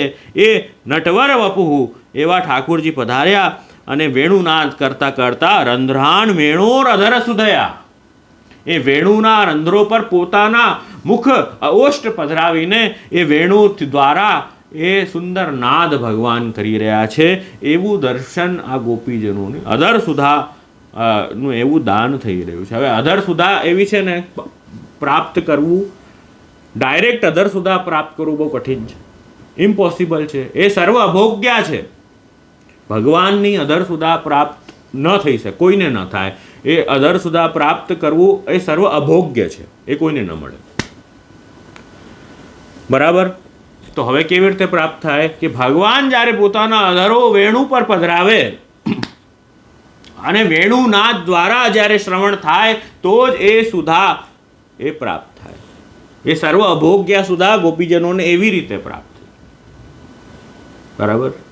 ગોપોને કેવી રીતે પ્રાપ્ત થઈ? એમણે પણ વનમાં જ્યારે શ્રવણ કર્યું ત્યારે ગોપોએ પણ વેણુનાદ સાંભળ્યું તો એ દેવ ભોગ્યા સુધા થઈ. અને ગોપીજનોએ જે વર્ણન કર્યું એ ઠાકોરજીએ સાંભળ્યું એ સુધા ભગવત ભોગ્યા થઈ. એ 3 પ્રકારની સુધા બતાવી છે. તો અહીંયા એ જ વર્ણન બતાવી રહ્યા છે કે એ રીતે ઠાકોરજી પધાર્યા વનમાં સ્વપદ રમણમ વૃંદારણ્યમ. સ્વપદ રમણમ તો અહીંયા કહી રહ્યા છે કે જ્યારે ભગવાન સાક્ષાત એ વૃંદાવનમાં પોતાના ચરણકમલ પધરાવ્યા, એ વ્રજમંડલમાં ચરણકમલ પધરાવ્યા, તો એના કારણે એ બધા લોકપાલ અને બધા જનો એ વૃંદાવનનું ગાન કરી રહ્યા કે ઓહો, આ વૃંદાવનના તો કેવા ભાગ્ય છે. આ વૃંદાવન કેવું ભાગ્યશાળી છે કે સાક્ષાત ભગવાનના ચરણ ચિહ્નો આમાં પડ્યા અને ભગવાનના જે આ ચરણ ચિહ્નો પડે તો એ ભૂમિનું ભાગ્ય તો કાંઈ જુદું જ હોય, એનું તો વર્ણન ન થઈ શકે. તો એ વૃંદાવન ધામ એ શ્રેષ્ઠ ધામ થઈ ગયું, એમ અહીં વર્ણન કર્યા છે. એ તો વૈકુંઠથી પણ ઉત્તમ એ વૃંદાવન ધામ થઈ ગયું. એવું દર્શન બધાને થયું. તો આ વંશીની ધ્વનિ સાંભળીને બધા નું મન પોતામાં ખેંચ્યું ભગવાન. એ વંશી ધ્વનિ સાંભળીને બધાનું મન પોતામાં ખેંચ્યું અને આ ગોપીજનોએ એ સાંભળ્યું. અને ગોપીજનો ક્યાં સાંભળે છે? પોતપોતાના ઘરે બેસીને સાંભળે છે. એ કંઈ વનમાં નથી આવી. એને જ્યારે વિદ્યાનું દાન થયું તો જાણે લાઈવ ટેલિકાસ્ટ એ વનમાં જ ના આવી ગયું હોય એવા બધું દર્શન એ ગોપિકાઓને પોતાના ઘર બેઠે થઈ રહ્યું છે. તો ગોપીજનોએ એનું દર્શન કર્યું, એ વેણુનાદનું શ્રવણ કર્યું અને એ વર્ણન આગળ હવે કરતા લાગી અને એવી તન્મય થઈ ગઈ કે બધા વિષયો છૂટી ગયા. બધા લૌકિક વિષયોની લૌકિક આસક્તિ એ બધી છૂટી ગઈ. એવી રીતે તન્મય થઈને એક તાન થઈને એ ગોપીજનો એનું વર્ણન કરી રહી છે. અને એને તો એવું લાગે છે જા બસ કૃષ્ણના પાસે અમે પહોંચી ગયા છે. જ્યારે કૃષ્ણ એ વેણુનાદ કરી રહ્યા છે તો ભગવાનના પાસે અમે પહોંચી ગયા છે. અને ભગવાનને જ બસ આલિંગન ન કરી રહ્યા હોય, અમે ભગવાનને જ અમે હક કરી લીધું હોય એવું એને ફીલ થવા લાગ્યું. કેટલો પ્રેમનો ઉદ્રેક થયો એ વેણુનાદ સાંભળીને, કે એવું વર્ણન થયું. તો આ સુંદર આપણે હવે ગોપીજનોએ શું સંવાદ કર્યો, ગોપીજનોનું શું વાત છે, ગોપીઓ શું બોલી, એનું હવે આપણે દર્શન કરશું. તો આપણે 3 પ્રકારોની સુધા જોઈ, 3 પ્રકારની સુધા આપણે દર્શન કરી.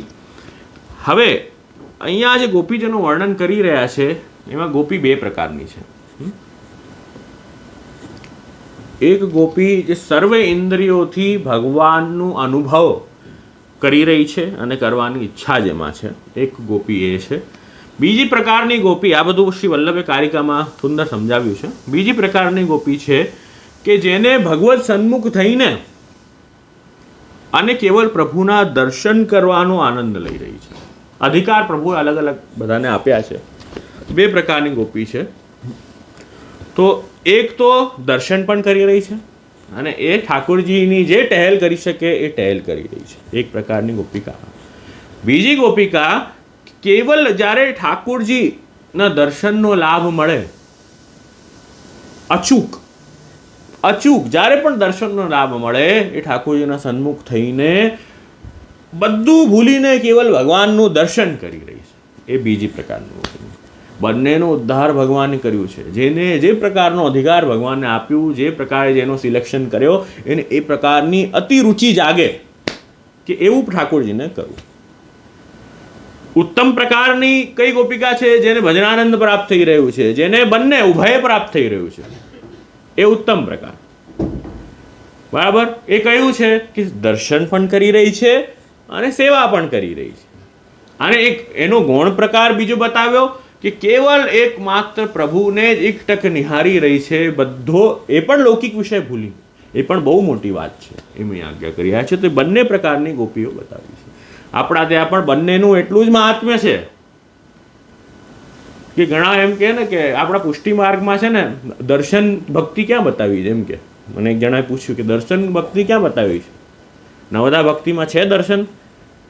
શ્રવણ કીર્તન સ્મરણ પાદ સેવન અર્ચન વંદન દાસ્ય સખ્ય આત્મનિવેદન છે. હતું દર્શન આમાં?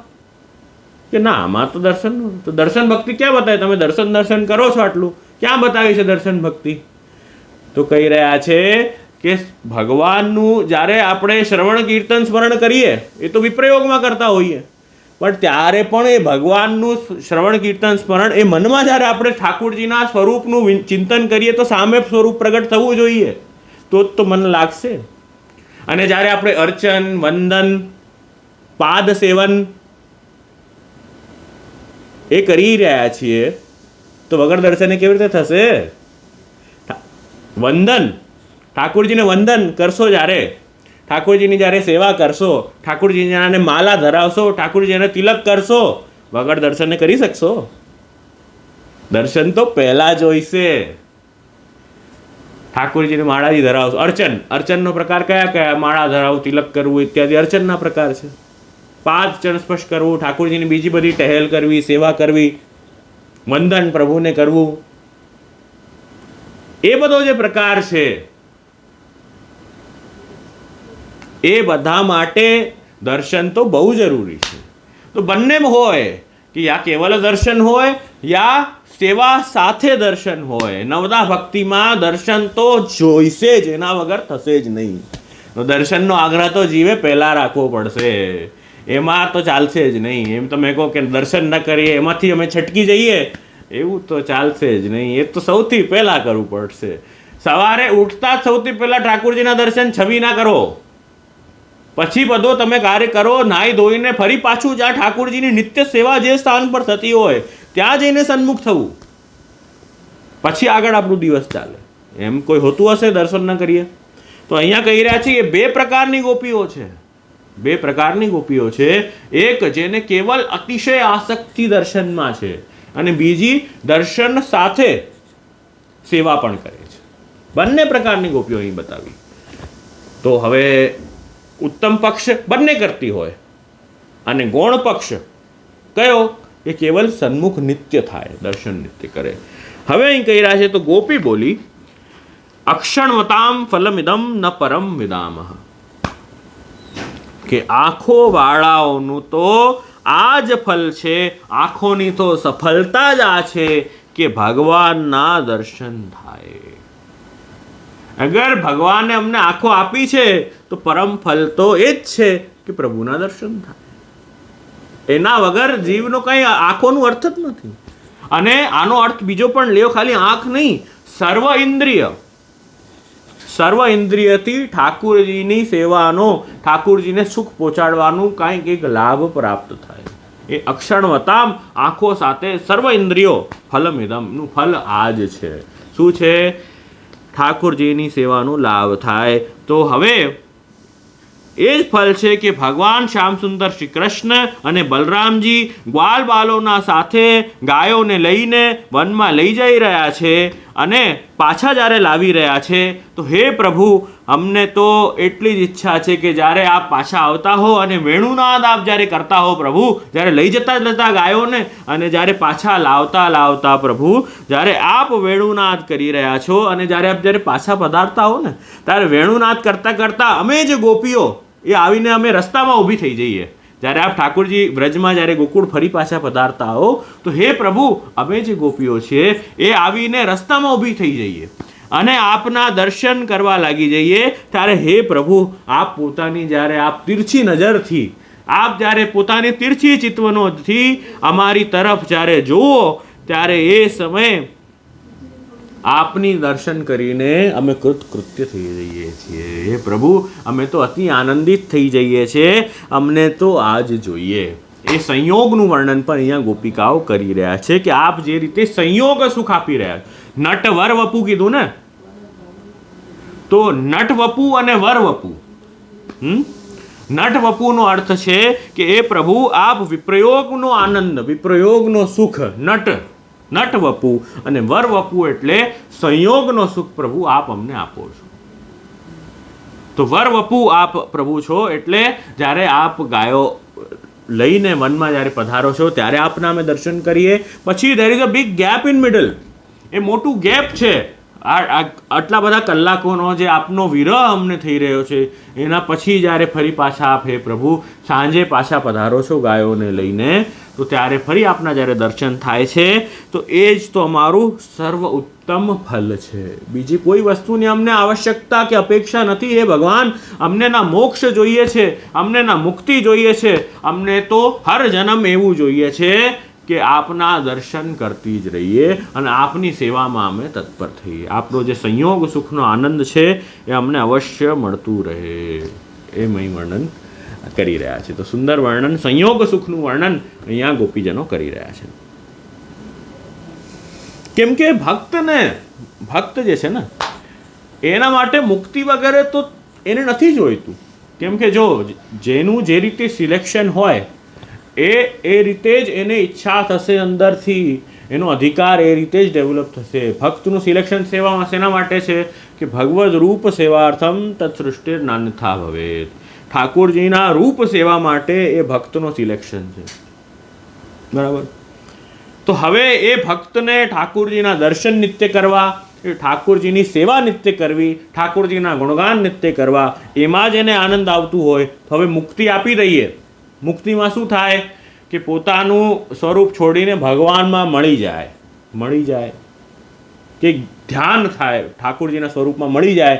તો મળી જવામાં તો પછી આનંદ ક્યાં? ભક્ત એમ કે અગર અમે ભગવાનના સ્વરૂપમાં મળી જઈએ તો એમાં અમને આનંદ નહીં, તો એનું શું કરીએ અમે? અમને તો એવો આનંદ આપો કે રોજ ઠાકોરજી જ્યારે આપ વનથી પધારતા હો ત્યારે આપના દર્શન અમે નિત્ય કરી શકીએ, આપના ગુણગાન ગાઈ શકીએ, આપની સેવા અમે કરી શકીએ. તો એ ભક્તને તો એ જોઈએ.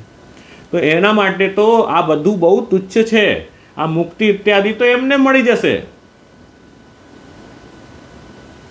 તત સંસાર દુઃખસ્ય નિવૃત્તિર બ્રહ્મબોધનમ.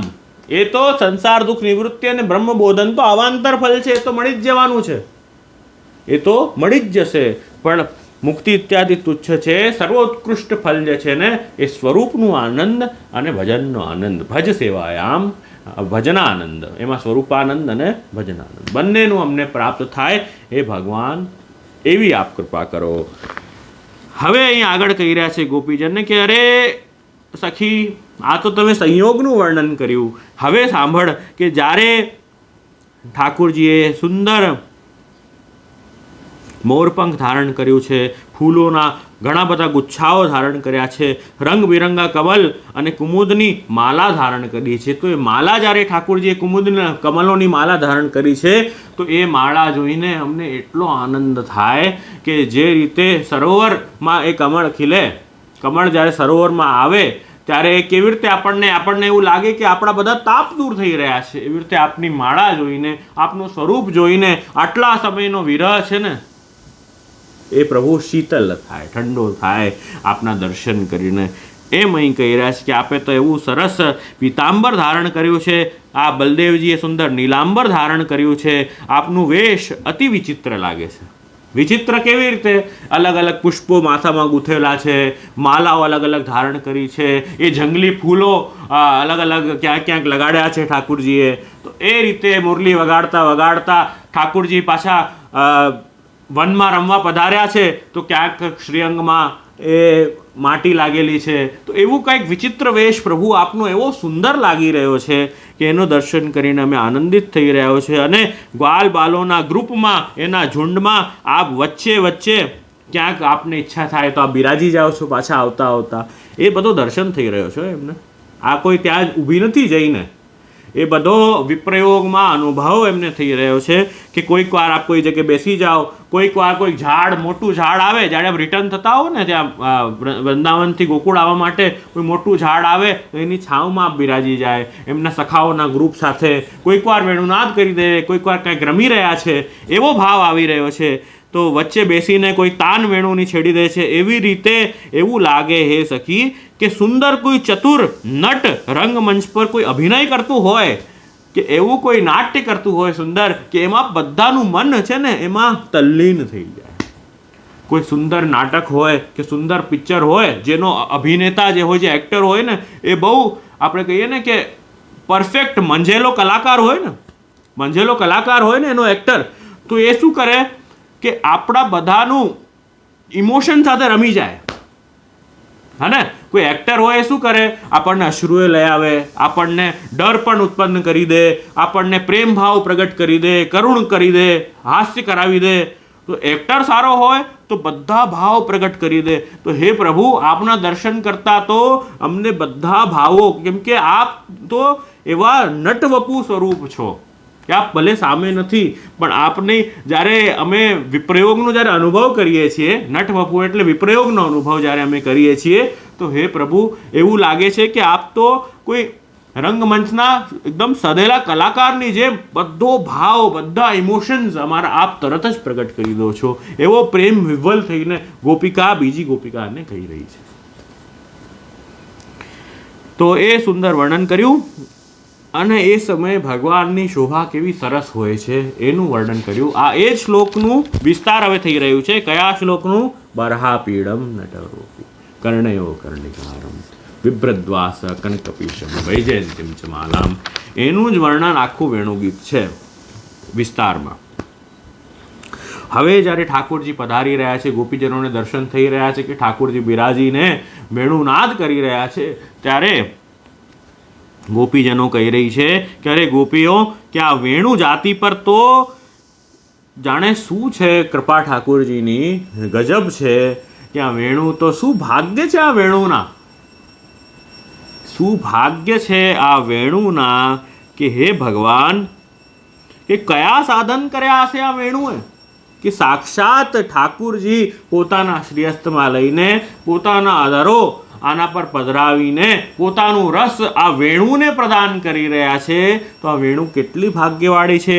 તો કયા સાધન, કોણ તપ, કયા તપ કર્યા આ વેણુએ કે આને એવો લાભ પ્રાપ્ત થાય છે કે આખી સમસ્ત જાતિ, જે વૃક્ષની જાતિ છે ને જેનાથી વેણુ બન્યું છે, એ સમસ્ત જાતિ આનંદિત થઈ ગઈ ત્યાં કે ભગવાને પોતાના શ્રેયસમાં વેણું ધારણ કરીને પોતાના અધરો પર પધરાવીને જ્યારે એનું નાદ કર્યું તો ગોપી કહે છે કે અરે સખી, આ વેણુના તો શું ભાગ્ય છે.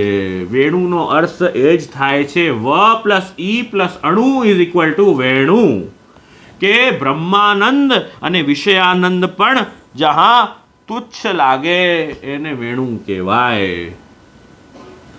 બ્રહ્માનંદ વિષયાનંદ તુચ્છ થાય જેના દ્વારા એ વેણુ છે.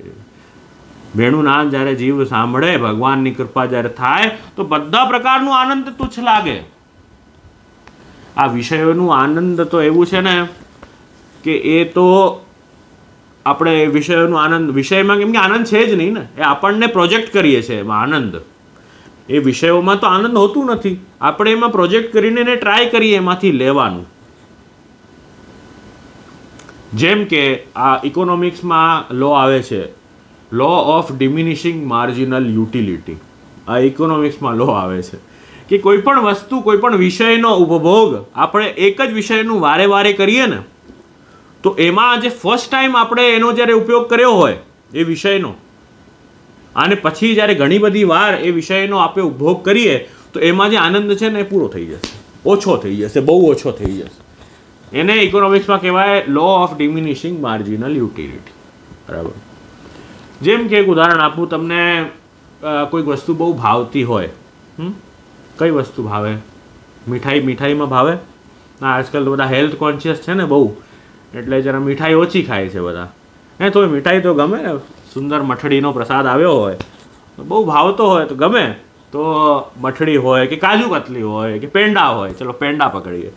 તો હવે પેંડા આપણને બહુ ભાવતા હોય, તો પહેલી વાર જ્યારે પેંડો ખાઈએ પહેલા દિવસે આપણે, તો આપણને બહુ ભાવે. વાહ, શું આનંદ છે, આજે ઠાકોરજી શું અરોગ્યા છે, બહુ ગમે આપણને. સ્વાદની વાત કરું છું, પ્રસાદના મહાત્મ્યની વાત નથી કરતો, સ્વાદની વાત કરું છું. તો શું મજા આવી આજે, તો શું ટેસ્ટ આવ્યો આમાં. ફર્સ્ટ ડે આપણે ખાધું, સેકન્ડ ડે પણ એ જ પેંડો ખાઓ, એટલે રોજ પેંડો ખાઓ, ત્રીજા દિવસે, ચોથા દિવસે, પાંચમા દિવસે રોજ પેંડો ખાઓ. હવે પેંડાનો જે સુખ છે, જે આનંદ છે ને, જે પહેલા દિવસે આવતો હતો એ પાંચમા દિવસે નહીં. રોજ રોજ શું છે ઘરમાં, જો એક શાક બનાવ્યું હોય, આજે ભીંડાનું શાક ઘરમાં બન્યું છે, આવતીકાલે મજાલ છે પાછું ભીંડાનું શાક બની જાય, હલ્લો થઈ જાય. અરે રોજ રોજ શું માંડ્યું છે, રોજ ભીંડા બનાવે છે કે નહીં? હલ્લો કરશે ને ઘરવાળા, રોજ ભીંડા બનાવે, શું વાત છે તારે, એમ કહેશે. કેમ કે એમાં આનંદ નથી, વિષય સુખમાં આનંદ નથી. એ તો આપણે એનો આનંદ એમાં પ્રોજેક્ટ કરીએ છીએ. એટલે વિષયાનંદ તો બહુ તુચ્છ છે. એટલે વિષયોનો આનંદ જે છે એ ડિમિનિશિંગ છે, ડિમિનિશિંગ માર્જિનલ યુટિલિટી છે. એમાં એની યુટિલિટી માર્જિનથી એ ડિમિનિશ થતી જાય છે, ઓછી થતી જાય છે. તો વિષય શું કેવો છે? જેમ એક વિષય પ્રાપ્ત થાય તરત બીજા વિષયની ઈચ્છા થાય, એવું છે ને વિષયાનંદ તો. એનું કોઈ દિવસ એન્ડ જ નથી, સંતોષ જ નથી વસ્તુમાં. એવું છે વિષયાનંદ. તો એ કહી રહ્યા છે કે એ વિષય એવો છે, જેમ કંઈક વસ્તુ લેવાની ઈચ્છા હોય, વસ્તુ લઈ આવીએ તો 5 દિવસ થયા ન હોય, બીજી વસ્તુ ગમવા લાગે. કેમ? આના માટે તો બહુ મરતા હતા, શું થયું? આખી દુનિયા માથે ઉપાડી હતી આ વસ્તુ લેવા માટે. તો એ વસ્તુ આવી ગઈ તો હવે એની કદર નથી, કે આ તો હવે એ લેવાની છે. તો ડિમિનિશિંગ છે ને, આ આવી ગઈ એટલે આની યુટિલિટી આની ઓછી થઈ ગઈ. હવે બીજી વસ્તુ, તો વિષયોમાં આનંદ નથી, એ જ કહી રહ્યા છે. એ તો તુચ્છ છે. બ્રહ્માનંદ પણ એવું છે, એમાં આનંદ નથી. એ પ્રભુમાં ભળી જઈએ, પણ એ એક્સપિરિયન્સ જે છે ને એ એમાં નથી. તો વેણુ એવું છે ને, એ સ્વરૂપ જ વેણુને એવું છે કે બ્રહ્માનંદ એ વ થી લેવું અને ઈ થી વિષયાનંદ, વ ઈ અણુ, એ બંને જે તુચ્છ છે, જેનાથી તુચ્છ લાગે એવી વેણુ છે. તો એ આપણે વેણુનો અર્થ સમજ્યા. તો એવી વેણુ છે, ભગવાને અધરો પર ધારણ કરી છે. કાંઈક તો કારણ હશે ને, કેમ ધારણ કરી છે? વેણુ એમને એમ કંઈક ભગવાનના હસ્તમાં કે અધરમાં નથી આવી. એણે વેણુએ બહુ મહેનત કરી છે. એ વાંસના વૃક્ષોને માંથી એ કપાઈ, ત્યાંથી એને ખૂબ એને શેપ આપ્યું, એને તરાશ્યું, કટિંગ થઈ વ્યવસ્થિત, એની કેટલો બધો શ્રમ મળ્યો છે એને. બધી વસ્તુ છોડી વેણુએ બધો સુખ ત્યાગ કર્યો, મટીરિયલિસ્ટિક સુખ એના વનમાં રહેવાનું, એના ફેમિલી જોડે બધું છોડ્યું એણે વેણુએ. પછી એમાં હોલ કરવામાં આવ્યા વેણુમાં, એ હોલ કરવામાં વેણુમાં આવ્યા, છિદ્ર કરવામાં આવ્યા. ત્યારે પ્રભુ લાયક થઈ, પાત્રતા વેણુમાં આવી, ત્યારે એ બધો તપ ત્યાગ વેણુએ કર્યો. ત્યારે જઈને પ્રભુના હાથમાં આવ્યા. એમને એમ કોઈ એ જ તો કહે ગોપીજન કે શું તપ કર્યા? આ બધો તપ કરવો પડે ભાઈ. આ બધા ગોપીજનોએ પણ બહુ તપ કર્યા છે, એ બધો લૌકિકતા છૂટી ગઈ છે. હવે આખી જર્ની જુઓ, કેવલ પ્રભુમય જ છે. જ્યારથી ઠાકુરજી પ્રગટ થયા છે ત્યારથી પ્રભુ અતિરિક્ત બીજું કાંઈ એક વિચાર નથી આવ્યો. અને આવ્યો હોય ને તો પ્રભુએ તરત જ એને બહાર કર્યો કે ના ના, હમણાં નહીં, હમણાં બીજી છો તમે, ચલો, કોઈ વિચાર બીજું નહીં, અતિરિક્ત બીજો અન્યત્ર કંઈ વિચાર જવો ના જોઈએ. એ રીતે ઠાકોરજી આસક્તિ દ્રઢ કરાવી છે આ બધા ભક્તોની. તો આ રીતે આ વેણુની વાત કરી કે આ બ્રહ્માનંદ અને વિષયાનંદ પણ તુચ્છ જેના સામે એવી આ વેણુ છે. તો આવો સુંદર વેણુનાદ જ્યારે ઠાકોરજી કરી રહ્યા છે તો એ વેણુનાદ ત્યારે જ સંભળાય, પરિપક્વતા આવે. જે રીતે આપણા તો એક સુંદર ભાવ બતાવ્યો છે આપણા આચાર્યોએ. શું ભાવ બતાવ્યો છે કે શ્રી વલ્લભ જે છે ને એ મુખારવિંદ સ્વરૂપ છે. એ અધર સુધા મુખારવિંદ છે ને, શ્રી કૃષ્ણાસ્ય છે એ મુખારવિંદ સ્વરૂપ છે. અને જે વેણુ છે એ શ્રી ગુસાઈનજી સ્વરૂપ છે. એ શ્રી ગુસાઈનજી સ્વરૂપ છે. ને વેણુમાં છે ને 7 છિદ્ર છે. એ શ્રી ગુસાઈનજીનું 7 લાલજીનું સ્વરૂપ છે. તો એ વેણુનાદ દ્વારા આજે અનવતાર કાલમાં એ જ્યારે શ્રી મહાપ્રભુજીએ એ વેણુનું નાદ કર્યું ત્યારે શ્રી ગુસાઈનજી પ્રગટ થયા વેણુ રૂપે, અને સપ્તરંધ્ર દ્વારા 7 લાલજી પ્રગટ થયા અને એના દ્વારા સુંદર નાદ થયો. તો આજે જે આધુનિક પુષ્ટિમાર્ગીય જીવ છે, જે આધુનિક પુષ્ટિમાર્ગીય જીવ છે, એમને કૃષ્ણાધરામૃતા સ્વાદ સિદ્ધિ અત્ર ન સંશય. તો કૃષ્ણાધરામૃતનું આસ્વાદ એમને પ્રાપ્ત આપની કૃપાથી જીવને થશે. કયો અધરામૃત શું છે કે બ્રહ્મ સંબંધ કરણાત સર્વેશામ દેહ જીવયો સર્વદોષ નિવૃત્તિ દોષા પંચવિદા. આ કૃષ્ણ અધરામૃત છે. શું? બ્રહ્મ સંબંધ જ્યારે જીવ લે અને પુષ્ટિ માર્ગ રૂપી જે આ નાદ છે એનું શ્રવણ કરીને જીવ કૃતાર્થ થાય, એ સ્વરૂપાનંદ અને ભજનાનંદનો અનુભવ કરે. એ પુષ્ટિ માર્ગીય વેણુનાદ છે જે શ્રી વલ્લભે કર્યો છે. આ બંને વેણુનાદ થયા છે.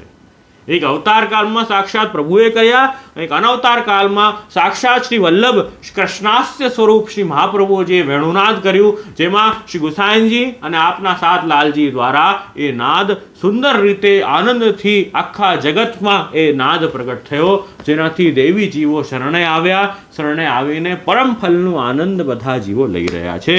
તો એ વર્ણન આપણે જોયું કે હવે ગોપીજનો કહી રહ્યા છે કે હરી સખી, ક્યાં વૃંદાવન વૈકુંઠ લોક સુધી આ પૃથ્વીની કીર્તિનો વિસ્તાર કરી રહ્યો છે. એ વૃંદાવનમાં અલૌકિક કાર્ય થઈ રહ્યું છે. શું અલૌકિક? કે સાક્ષાત ઠાકોરજી ત્યાં પધાર્યા અને અલૌકિક વેણુનાદ કર્યું. શું અલૌકિક શું છે? કે ગોકુલ ચારુ વિચિત્ર ચરિત્રાય નમઃ.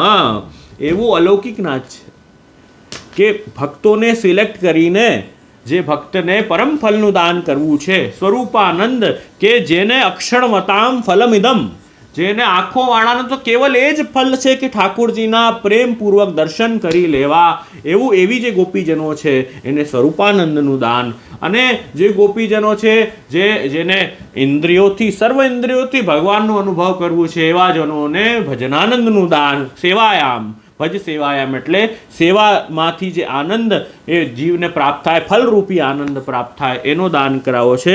એવું જ્યારે પરમ ફલનું દાન થતું હોય તો એની કીર્તિ તો બધે ફેલાઈ જ જાય ને. આ વૃંદાવન ધામની કીર્તિ તો કેવી ફેલાઈ રહી છે, એમ ગોપીજનો કહી રહ્યા છે. કેમ કે શ્રી કૃષ્ણના ચરણ કમલોનું ચિહ્ન અહીંયા ચિહ્નિત થઈ રહ્યા છે.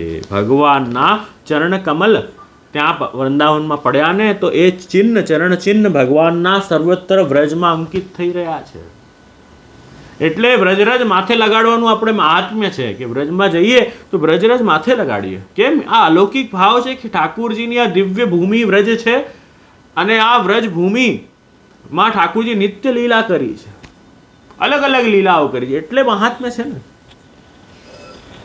જયતિ તે દિકમ જન્મના વ્રજ શ્રેયતિન્દિરા શશ્વદત્રહી, કે જયતિ તે દિકમ જન્મના વ્રજ, એ વ્રજની કીર્તિનો કેમ વધી ગઈ એટલી બધી કે જન્મના વ્રજ, એ ભગવાનનો જન્મ એ વ્રજમાં થયો.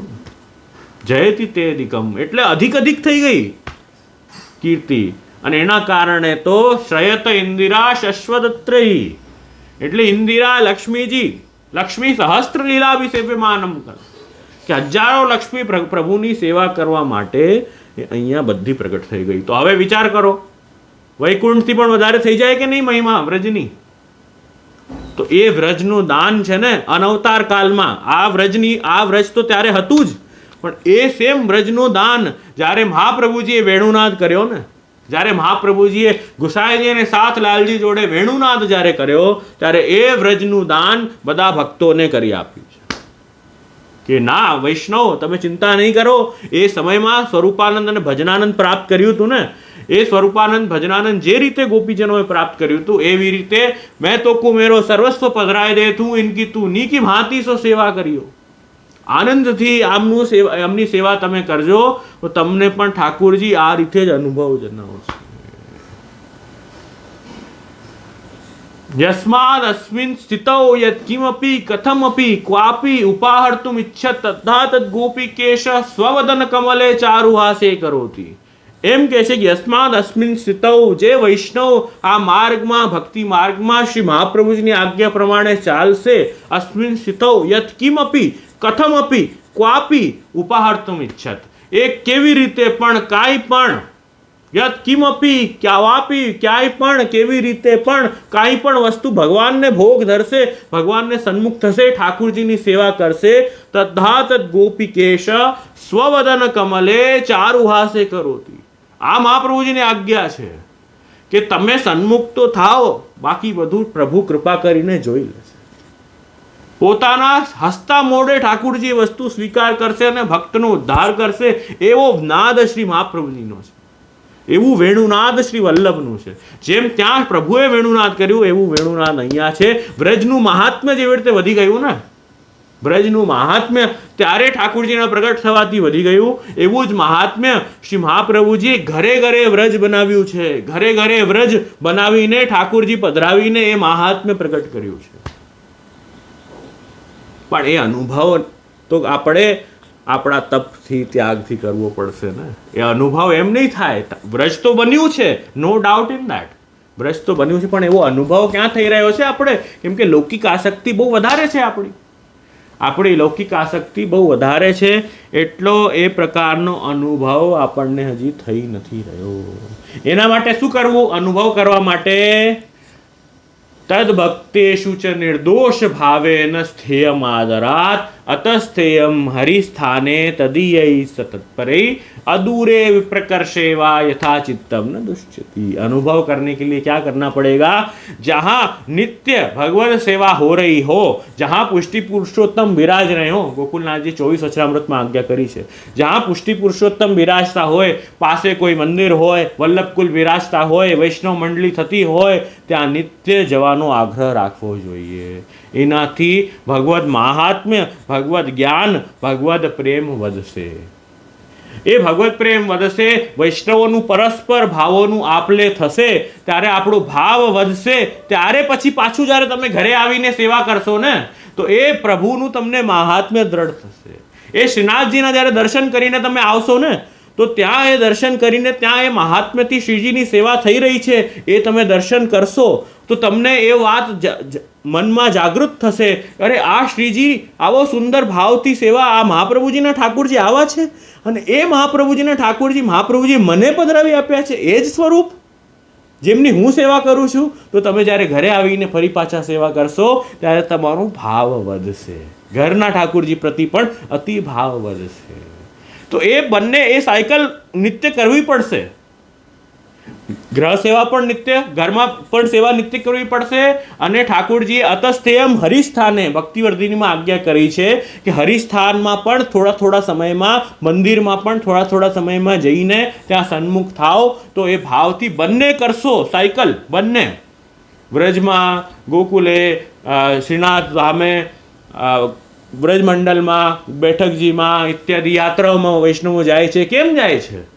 એ પોતાનું મહાત્મ્ય વર્ધન કરવા જાય છે, સંસારમાં આસક્તિ ઓછી કરવા જાય, અને ફરી પાછું આ બધું ક્રમ કરીને અને પાછા ઘરે આવીને હજી ભાવપૂર્વક ઠાકોરજીની સેવામાં સન્મુખ થઈ શકે. એ ભાવથી આ દ્વિચક્ર છે એ વ્યવસ્થિત ફોલો થવો જોઈએ. એ ભક્તિવર્ધિનીમાં આજ્ઞા કરી છે. આ જ આજ્ઞા ભક્તિવર્ધિનીમાં કરી. કેવલ તમે એમ વિચારો કે બસ ના, હું તો મારા ઘરમાં જ, મારે તો બધા ઠાકોરજી આવી ગયા, હું તો ક્યાંય નથી જતી, અમે તો ક્યાંય નથી જતા, અમે તો કેવલ અમારા ઘરમાં ઠાકોર, અમારા તો ઘરમાં બધું આવી ગયું ને. અમારા એમ વૈષ્ણવ અમુક આર્ગ્યુમેન્ટ કરતા હોય, અમારા ઘરમાં તો બધું આવી ગયું, મહાપ્રભુજીએ શું કીધું, બધું સર્વસ્વ પધરાઈ દેતું ઇનકી નીકી ભાંતિ સેવા કર્યો. જો અમારા ઘરમાં તો બધું છે, અમને ક્યાંય જવાની જરૂર નહીં. વલ્લભકુલ પધારે, પાસે મંદિર હોય કે વ્રજમાં જવાની જરૂર, અમને કાંઈ જરૂર નહીં, બધું વ્રજ અમારું ઘરમાં, બધું જ અમારે ઘરમાં આવી ગયું. ના, સાચી વાત છે, ખોટું કાંઈ નથી. આ વાત એકદમ પરફેક્ટ છે, સાચી છે. પણ આવો અનુભવ આપણને થાય છે ક્યાં?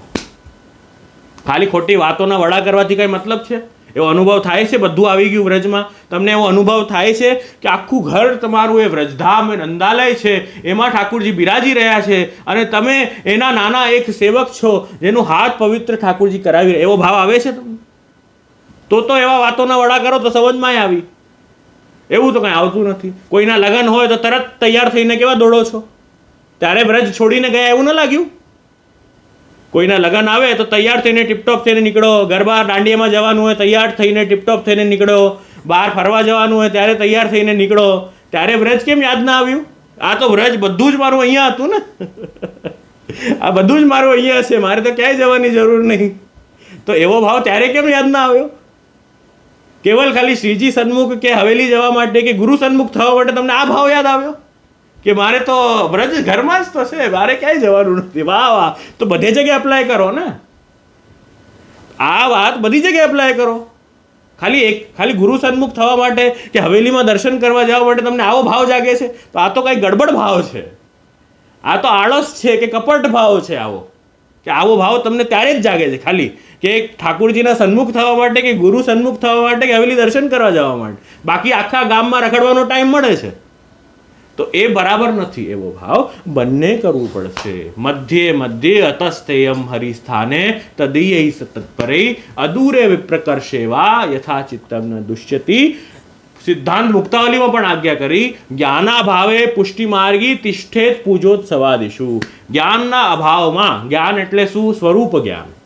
જીવને જ્યાં સુધી સ્વરૂપ જ્ઞાન નથી કે હું મારું સ્વરૂપ શું, ઠાકોરજીનો સ્વરૂપ શું, બંનેમાં સંબંધ, મારા અને પ્રભુના સંબંધમાં શું સ્વરૂપમાં શું સંબંધ છે એનું જ્ઞાન નથી, તો જ્યાં પુષ્ટિ માર્ગીય પૂજા ઉત્સવ થતા હોય, મોટે પાયે થતા હોય, ત્યાં જોડાવવું જોઈએ.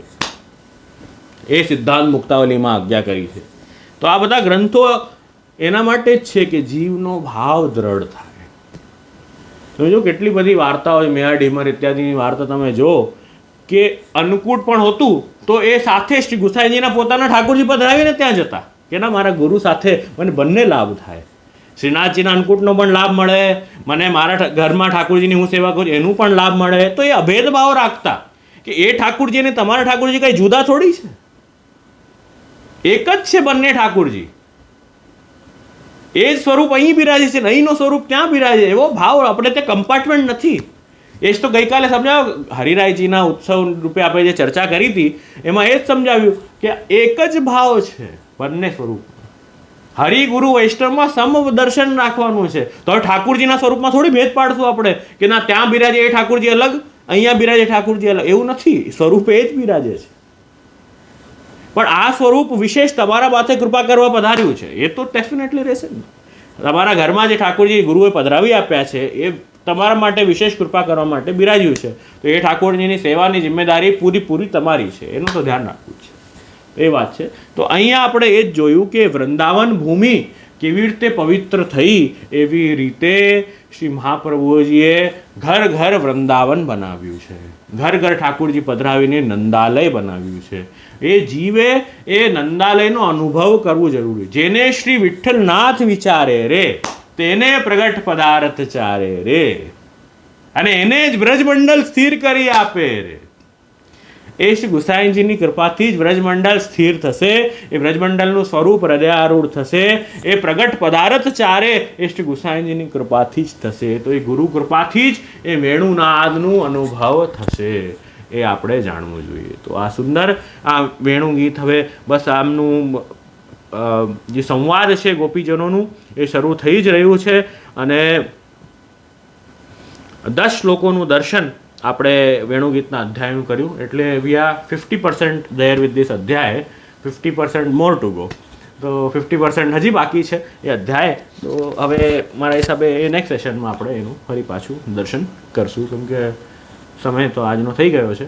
તો બીજું કંઈક વિશેષ તમારે કંઈક પૂછવું હોય તો અવશ્ય પૂછી શકો, નહીં તો પછી આજે અહીંયા વિરામ રાખી. હવે એ ષડ ધર્મ નિરૂપણ ભગવાનના વેણુનાદ દ્વારા કેવી રીતે 6 ધર્મ પ્રગટ થઈ રહ્યા છે એનું નિરૂપણ હવે 11મા શ્લોકથી આવશે. ધન્યાસ્વ મૂળ મતયોપી હરિણ્યાયતા, કે હરિણીએ બધાએ સાંભળ્યું જે વનમાં જે વેણુનાદ થઈ રહ્યું છે એનું દર્શન ગોપીજનોએ થઈ રહ્યું છે. તો બધી વસ્તુ પર અલગ અલગ એ વેણુનાદની ઇફેક્ટ કેવી રીતે આવી રહી છે એનો અર્થ આપણે નેક્સ્ટ ટાઈમ આપણે સુંદર રીતે શ્રવણ કરશું. કોઈને કાંઈ પૂછવું હોય તો અવશ્ય તમે પૂછો, નહીં તો આજનો ક્રમ આપણે અહીં વિરામ રાખીએ. ફરી પાછા નેક્સ્ટ સેશનમાં વહેલા મળશું.